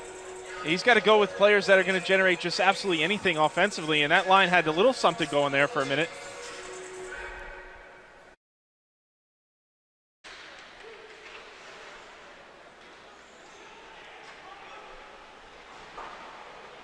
Curry trying to eject through the neutral zone. How aggressive will the forecheck be with a 3-goal lead? A misconnection on the pass for UMass Boston, giving chase is Bogan. And recovering it for the blue and white. Bankowskis now. He's got a little bit of room to run. Handoff, missed pass there. Banks. Looked like he didn't look it onto his stick. And a whistle blows. Yeah, we're beating the same drum here. That's a 3-on-2. That's a simple play, right? You just pass into your winger there, and somehow that's not even working, right? So now you've got now it becomes a mental issue, right? You're pressing a little bit. Your confidence is everything. Any athlete will tell you that. Confidence is probably low. for a lot of these guys on the bench. It just, these things have a way of compounding themselves, and the only people that can drag themselves out of it are the players. The coaching staff can only do so much. Kent with a centering feed. Solani tried to retrieve it. Would have had himself a good shooting opportunity, but it skitters through the legs. Nolan Dawson, Pat Keegan plasters him into the boards. Pat Keegan does not hesitate to remind everybody how big he is. Kincannon gets past one defender. Checked as he comes over the blue line. And the possession fizzles out for the Beacons. Dawson gains the zone. Kent on a big hit. There you go. Retaliation, Dakota Kincannon. And it's getting more and more chippy here. In a game that really hasn't seen a ton of chippiness. Keegan with a pair of shoves. Second one dangerously close to a cross check. And the neutral zone turning into a war zone. You're spot on, though, Milton. That's some of the most physicality we've seen all game on either team, but particularly for UMass. And again, simple pass. That's just basically a turnover. It's just nothing cooking in the kitchen right now for UMass. I mean, for all the giveaways that we have seen that have been forced or pressured by active sticks from the Colonels, there have been any number that are unforced giveaways. This one comes up to Googans on the right side, but nobody with them for the centering feed. And far too much east-west. Far too much east-west. You've got to. What do you have to lose? You've got to get towards the front of the net. Every time they get the puck, they're looking to go diagonal with it, or side to side. It's just nothing north-south. Googans will chase down his stick, while the rest of the Beacons will go for a change. Now Googans joining them. Clearly upset with himself. 12 minutes 40 remaining. Takeaway here from Manzo, who, as you mentioned, is among the freshmen who's really stood out today. Faceoffs in particular, I've been impressed. I don't quite know what his percentage is. I'll have to pull it up here somewhere, but I know he's won. The critical ones have usually gone in his favor. Cooper covers up a straggler puck. It'll be an in-zone faceoff for the Beacons. And see if they send Manzo to take it.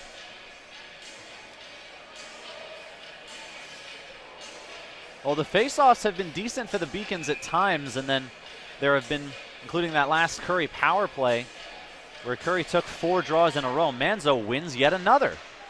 Upwards of 50% so far in the game from Manzo. It's exactly what you want to be seeing from a freshman, making his case, as you mentioned, for playing time in the conference slate next week. LaRiviere sends it out wide. UMass Boston keeps it in. Here could be a chance. Manzo shot. Oh, just enough on the deflection from Reed Cooper. Yeah, that's a great save. That's a great save, and a nice little play there by UMass to generate that opportunity. Reed moving from his right to left was able to get the pad on and a good stop. Well, here's a breakout. It's a 2-on-2 chance. Laxonen. Dill behind him. They go there. Centering feed. Beautiful stop by Best. Sam Best comes way out of the crease and breaks up the centering pass. Yeah, fortunately that puck was loose for a little while. Best was able to get it. And something going on here. I'm noticing Demers looks like he might be headed to the locker room here. He's got his equipment on, but he seems to be hobbling a little bit. The third-line center for Curry College is headed to the room early, so something going on there. But like you said, a good save by Best, and then getting that rebound. It was loose. You could see the ref waving. He was not blowing it, and Best was able to find it, cover that puck, and get the whistle. 11 minutes, 39 seconds remaining for a UMass Boston team that needs, at bare minimum, 3 goals. Try to make anything of this game. It's a game in which they got caught on the back foot early. Goals 6 minutes in, and then a pair of goals 11 minutes in, within 15 seconds of one another. That put them behind the 8 ball early. Thanks. One-timer shot there from Davis Browning didn't make it quite through to the crease. Pat Keegan from that same spot where he scored. This time he goes to Davis Browning, who slings another one in, and Cooper catches it on the fly. Well, again, some offense. Good save by, and honestly, that's a heck of a save by Cooper. That probably should have gone in. Still time. That's the crazy thing. I know it's 3 goals, and you haven't really shown too much today offensively, but you still have time. You can get one. You got 11 minutes here. You're at home. If you can get one soon, it leaves enough time on that clock to perhaps claw back into this game. But time is your biggest enemy right now. Davis Browning is loose in the slot there. Carabelli might have had a play on it, but an errant stick took him out. Beacon's trying to recover now behind their own net. Carabelli tries to toss forward. It comes back in. Be offside. Yeah, and very much offside. There's a reason that chance came as easy as it did. Yeah. And Nolan Dawson, not much of a chance to get back onside, but then again, you wonder what's up with the pass. Yeah, he tried to sell it. That's fine. He makes sure the referees are still mentally in this game as well. We just wanted to see if you were paying attention. Exactly. Yeah, you never know. We wouldn't have taken the goal if we'd scored it. That's right. Inside of 11 minutes, it's going to be a neutral zone draw. Dakota Kincannon against Nolan Dawson, and another draw for the Colonels. Dump it down, give chase over on the far side. Kevin Pitts, who scored the first goal of the contest about an hour 15 minutes ago. In real time, that is. Grady Friedman giving chase. Oh, and just off the stick of Blake Coleman, who would have had room to run in the offensive half. Whistle blows coming through the neutral zone here. And UMass Boston struggling to get sustained zone time, and it's been a common refrain for us through the first 2.5 periods.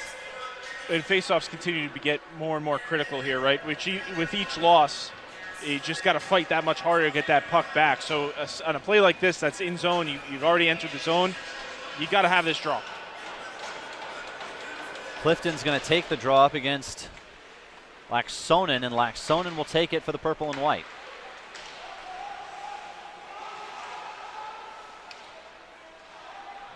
Blake Coleman takes it right back for the Beacons. The forecheck has relaxed some for Curry. Oh, without a doubt. Early in the game, they were sending two guys aggressively at the puck carrier and his first option. Now it's one guy with the rest sitting in the neutral zone. Laxonen, puck skitters through, neutral zone it comes. Bogan up Clifton, pass is picked. Paranika. Dill with a little bit of space. Side to side shot, beautiful sliding stop by Best. He came to play today. Best. He's made some good saves. I know his statistics probably won't look too great by the end of this game, but I thought he looked strong and really gave his team, or is giving his team, a chance here, just not getting a lot of help. Favaro dekes a defender, and LaRiviere will give chase. Back up to Kent. Favaro tried to find Kent once again, but broken up. Stick in the passing lane. Guggen's flying up the right side. Pivots. Loses the footing, but the Beacons will keep the puck. Come crashing in is Andy Walker. Let's see what the call is here. It looks like there's going to be a penalty. It's going to be a slash. And it's going to be on Curry. So UMass is going to get a chance. Have to have it. You're down 3. You get in a power play. You've got to score here. You're just running so low on time. And I don't know. This might be a gift. I didn't see a slash. Referee did. Either way, UMass is going to have the extra player. Power play hasn't looked that great. They've had a few opportunities here. I would try to simplify. I would really try to simplify 1, maybe 2 passes and a shot on goal. You just got to hope you can get a bounce here or connect on something quick and get within 2. 2 empty power plays for both these teams. Can Manzo win another draw? Not this time, but the UMass Boston Beacons keep it in. Jazz Krivtsov. Toss it all the way around Manzo. Coleman. Krivtsov at the top, throws it into the slot. Turnaround shot sticked away before it could get to the crease. Beacons keep it in. 20 seconds elapsed on the power play. They send it wide. Krivtsov up above the left dot. Coleman looking right, goes to Manzo. A little bit of trouble on the handle there. Puck still loose on the dot. Who's going to pounce on it? It's going to be Matt Connor. Beacons fling it back down. Is this a chance for Curry to eject? It is, but Krivtsov keeps it in at the blue line. Strong pinch. That's a great keep. Manzo, little bit of room. Who wants it? It's a high pass there. Krivtsov retrieves it over by the boards. Manzo, who's going to take a shot? It's Krivtsov on the slap shot, and it sails just wide. Power play halfway done. Krivtsov, wrister, and it's blocked in front. Centering pass broken up by Tyler Drummond in the middle. 50 seconds on the power play, 8 minutes on the game clock. Dawson will fire one down at best. Beacon's trying to regroup. No forecheck to speak of, and here comes Blake Coleman right up the seam.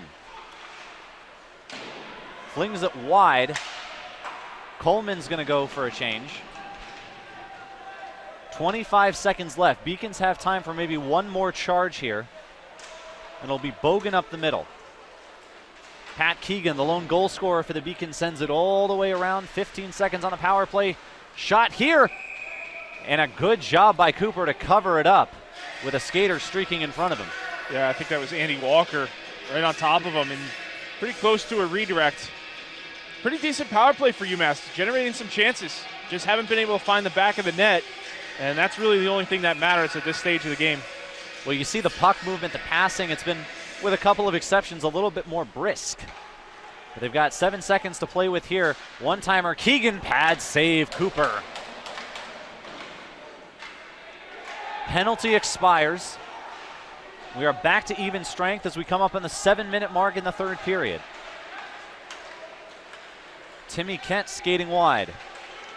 Into the middle. Oh, what a beautiful pass. Best Great with stop. A shoulder save. There was space to be had, and he closed the door. Sam Best standing on his head, particularly in the second half of this game. And keeping a sliver of hope for the Beacons. Here's a turnover. 3-on-2. And a whiff on the shot from Gino Carabelli. The opportunity fizzles out for the Beacons. And it's really just been getting tougher. Well, now you have to start taking, if you have a chance of coming back into this game, you've got to start getting super creative offensively, taking maybe some high risks, adding a defenseman to each rush. You are just getting mission critical on time here. That's a penalty. That's a big penalty. And the refs would concur. Jacob Banks plastered into the boards. A little bit slow to get up, but that's good to see. Looks to be okay.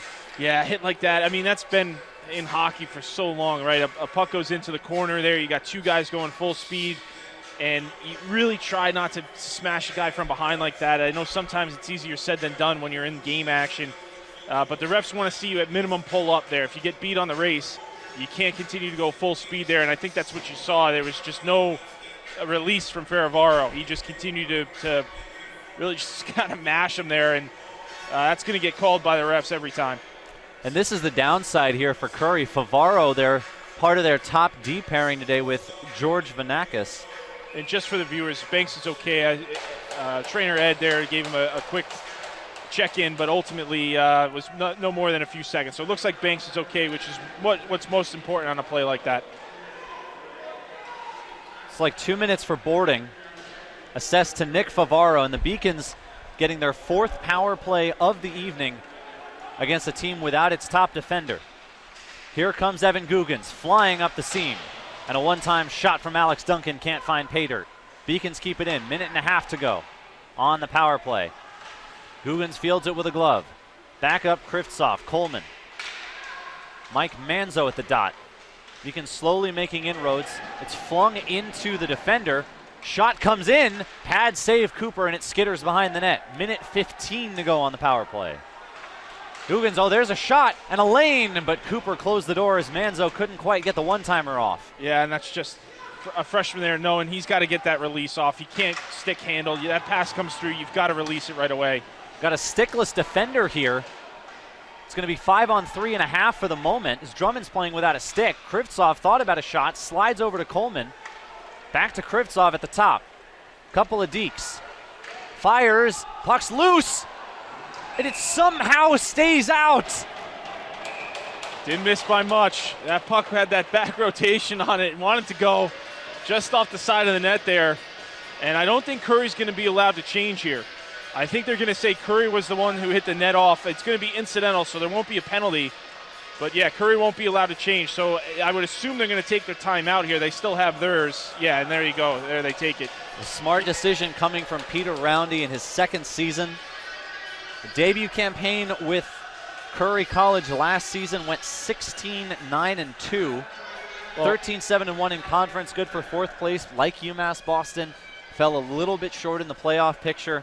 But this is a guy who's coming in after some time on the assistant staff at Holy Cross, some D1 experience, and he knows what kind of pedigree he's got to live up to. Where Curry has been, regular season-wise in the last, say, 6-7 years. Yeah, talent. I mean, putting up 4, they've looked good. I think it's been Curry has looked very complete. I think defensively, we haven't seen much from their goaltender. He's made some good saves here late in the third period. Hasn't been tested a whole lot tonight, but defensively, I like what they've seen. And then offensively, you're up 4-1, and it speaks for itself. Now, the one thing I'll mention here, if you want to pull your goaltender, you really have nothing to lose. You can get a 2-man advantage here. You got 44 seconds. Now, the obvious trade-off there is you've got a hole down the other side, but at 4-1, you really, difference between 4-1 and 5-1 isn't much. I'm a little surprised they put Best back in the net. You're probably not going to get another opportunity on the power play, so they might have told him, look for us. I probably would have taken him here and tried to give this team a chance. We'll keep our eyes on the goal. Can Manzo win another draw? Yes, he can. Blake Coleman, Krivtsov. Guggen's in the middle. Puck still loose, and Cooper covers it up. Reed Cooper has been tested more and more late in this third period. The transfer from Division I, Robert Morris, played 9 games there, 2 starts, and his 1 win came against his now coach, who was on the opposite bench with Holy Cross in that game. Like what he saw. Yeah. He's got a work ethic, as coach says, that rubs off on the rest of the team. Tracks the puck very well in traffic, as you guys have seen over the last couple of minutes in particular. 23 seconds on the power play for UMass Boston. Manzo, they'll flip it back. And they're taking a little bit of time here as finally they gain the zone. 10 seconds of advantage left. Krivtsov at the top to Guggen's low. Back to high. 5 seconds left. Coleman fires it. Oh, just wide. Cooper got a piece of it. Rejoining the festivities is Kevin Pitts for Curry. And now with inside of 4 minutes left, the Beacons are in need of multiple miracles. And they're not going to get it there. They're going to get an icing call. Well, it's going to be tough. I mean, you need a goal per minute basically at this stage. Power play, though, what's interesting, these last 2 power plays here that they've had have been far better than what we saw earlier in the hockey game. They're making everything simpler. A couple passes and then a shot on goal, 2 of which didn't really miss by much. That's more of what you like to see. Now, obviously, as they gain more confidence as the season goes on, they can start to do things maybe a little bit more creative, a little bit prettier. But right now, these power plays, you wonder if they were able to do that earlier in the game, where we'd be. Well, that one came in. I don't think Best saw it, and it was just about 4 inches wide of the post. 3.5 minutes to go, and how aggressive does Curry want to be as UMass Boston goes for a partial change? They're going to dump it in. Forecheck a little bit more aggressive than we've seen it from the Colonels. Oh, and a nice little give and go there. They'll dump down and chase. A nice give and go from Banks and Bankowskis. Thread through pass. Kent looking to the middle. Centering pass, but Lassie not there in time. Chance for the Beacons. It's 2-on-2, though, with defenders recovering. Shot right to the chest, or the stomach, I should say, off the stick of Gino Carabelli.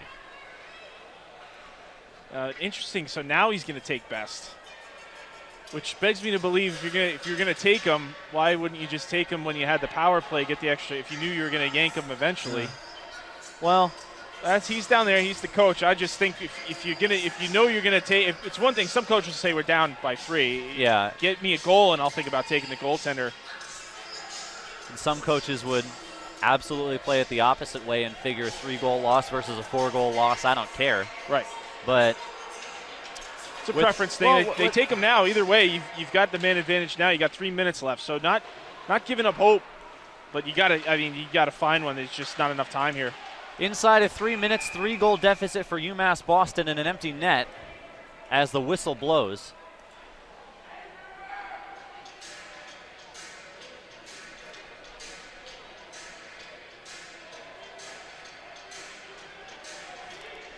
Goal getting dislodged a little bit, it looks like. Peter Belisle on the UMass Boston bench opting not to pull the goalie on a power play with 4 minutes 45 to go, but does so now. Pass skitters through the crease. Nobody there to retrieve it. Stumped down all the way. Missed the goal, and it's going to go for an icing. So another in-zone draw for the Beacons, in sore need of a goal in, say, what, the next 30 seconds? Yeah, or shorter. And the other thing, too, at this stage of the season, you know, you just don't have the same confidence as you do with some of these lines to know that they can get the job done, right? You're putting line combos out there that you hope or you think might be able to get you something here, but you just don't know, and that makes it difficult as well. Deke there, Coleman whiffs on the shot, but Deke the defender. Shot coming in, deflected again. Gotta like what you're seeing. If you're a Curry fan or this coaching staff, I mean, you've got guys blocking shots here, up 3. This game is pretty much at hand, and you've got guys that are still willing to block shots. I mean, that puck got dangerously close to the crease there with Laxonen giving chase, looking for his second of the day. Yeah, even right there, Milton, like you're down, you're trying to get something, and you have players just kind of looking at the puck in your own zone. I mean, Curry could have easily grabbed that puck and stuffed it home. Those are the little things that coaching staffs will notice. And for next weekend, great save. Oh, it's a terrific save. That's going to be a penalty. Cooper. Ferravaro's going to go on a cross check for sure. And the ref is pointing right at him. If so, that would be his second penalty, and indeed it will be. So UMass Boston is going to get one more power play. It will be their 5th. And they're going to want to make good on it for the first time tonight. Their only goal came off the stick of Pat Keegan, from the blue line on even strength. And so with 1:52 to play and in need of some miracles on the offensive side, UMass Boston gets another power play. There's another power play with Nick Favaro, the captain and the top defender for this Curry team, off the ice, and they'll do it with an empty net. Power play has progressively looked better as this night's gone on, and if you want some things to build on for next weekend, this is where it starts. You need some sort of positivity for video this upcoming week of practice. Curry content to let this thing tie up along the boards. Pat Keegan's going to let it rip, sails wide. 1.5 minutes to go. Dumped down. Oh, that one's dangerous, and it's in. An empty net goal is a cherry on a 5-score Saturday night for Curry College, and the Colonels are going to take their first win of the year. You got to give him credit. It's been impressive what Curry has done tonight. As we've mentioned multiple times, it's their first game of the season. UMass already has one under their belt, and I'll tell you what, Curry was the better team. Like the way they defended offensively, they realized the opportunity in that first period, and we talked about, Milton, you can't lose a hockey game or you can't win a hockey game in the first period, but you sure can't lose it. Beacons never were able to recover, going down 3 quickly there. Curry was really aggressive in the way that they forechecked. Beacons really didn't have an answer for that either. And this was a complete hockey game. I think Curry and the coaching staff have to be pleased with what they've done here tonight. It's a 200-foot goal in an empty net for Curry College. And it puts this one at 5-1. The Beacons get the goal from Pat Keegan in the early going and have shown promise but nothing more in the 2 periods since. Flat would be the way I would describe the Beacons' effort tonight. Very flat, a little uninspired, and just Curry was able to find that next gear in multiple ways. UMass just was staying kind of stagnant, couldn't really get to that next level, and I think that was the difference. I don't think Curry's that much more talented. Really, either of these teams are not much more talented. A lot of these players play in the same junior league, so it's not a talent issue. For me, it was just an effort. The effort wasn't there on the UMass side, and I think Curry really came in with a game plan. They executed on it, and they really showed a little bit more effort across in all 3 zones, substantially more, really, than UMass had tonight. It's an empty net goal and a short-handed one for Tariq Paranika, the 5th goal scorer for Curry. Kevin Pitts, Timmy Kent, Gage Dill, Alex Laxonen, and finally Tariq Paranika. And so the entire second line, 2/3 of the top line, recording tallies in the first game of the season for the Colonels.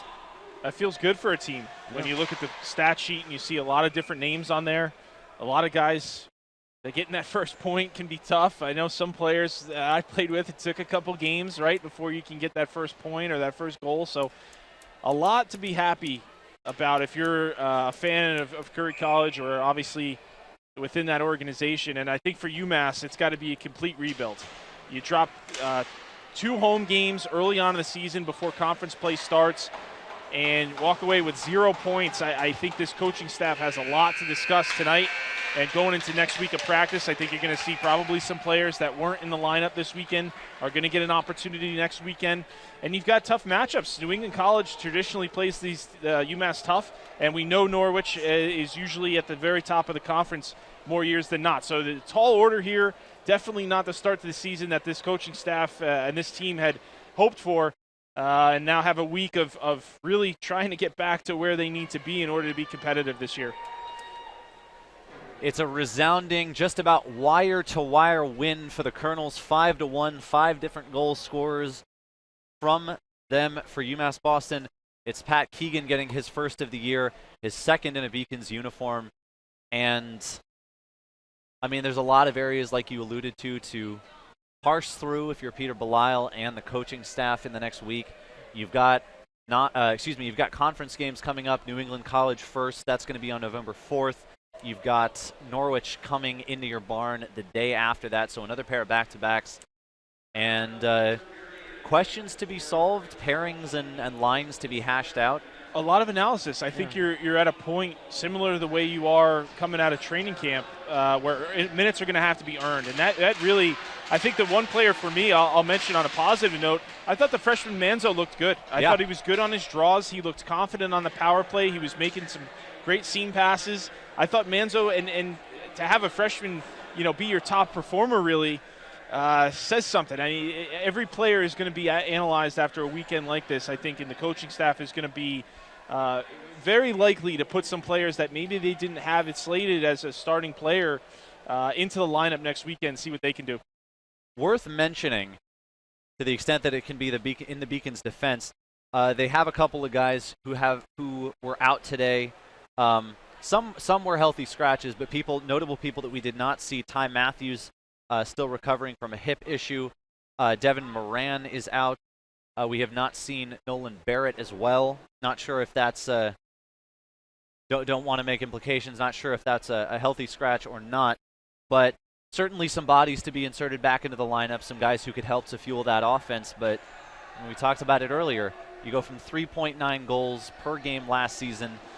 Graduate Chris Peters, Ethan Nitkin, you graduate Jeffrey Skinner. They all move on, and there's questions to be had, as Peter Belisle said, about where the scoring is going to come from. I think you saw it tonight. I would underline that twice. You look back, just even at a simple level, right? You gave up 9 goals and you scored 3. That's just not a good differential. No hockey teams are going to have success with that. So yes, I agree. Offense has to be found, and I think defensively. They've got to have a lot more effort in the defensive zone than what they showed tonight. First period, were just getting pretty much walked all over. There's a lot to be discussed. I'm sure the coaching staff is going to have a long post-game tonight discussing what they can do going into practice this next week to address, like you talked about, offensively what they can do, but also how to be a stronger team defensively as well and not be giving up, 3 goals in the first period. Going to give you one last look at the stats here to try and break down what happened and why. And the shots tally, UMass Boston closing the gap clearly, but what stands out to me, and you can tell me if anything else stands out to you, the 5-2 power play margin, and yet, in fairness, it was an empty net goal, but you're down a goal on those power plays. And let's be clear, those are shots, not shot. Those are shot attempts, not shots on goal. I want to make sure that it could be a little deceptive, but you're exactly correct. The power play, and that stems from at certain stages they had a few power plays there late in the third where at that point they were really trying to find anything that was working. But it's all on the table. I didn't see anything that the team did tonight other than the goaltender. I thought Sam Bested was fine. I don't think you have any questions in net. But I think everything across the board has to be looked at and analyzed once again because the effort you saw tonight. And what matters most is, Bill Parcells said, you are what your record is. Well, they're 0-2. And so you've got to look at everything going into next week where it's conference play, which matters a hell of a lot more than these games tonight, which were kind of supposed to be a warm-up, right, to get ready for those games. So we'll see. We'll see what we get next weekend. I'm going to say a quick thank you to our awesome crew for all the help and the work that they have given us over the course of these last couple of hours. They're the ones who are helping us get this thing on the air and getting it functional. Our producer, Michael Veshid, our director, Elena Albano, and Max Clifford on graphics. Once again, the final score from the barn on the harbor. Curry College takes this one, their first win of the season, 5-1 over UMass Boston. The Beacons dropped 0-2 after the opening weekend and will continue their play in conference next weekend. For Matthew Meisenbacher and all of us here at UMass Boston, I'm Milton Posner. Thank you so very much for joining us, and have a great rest of your weekend.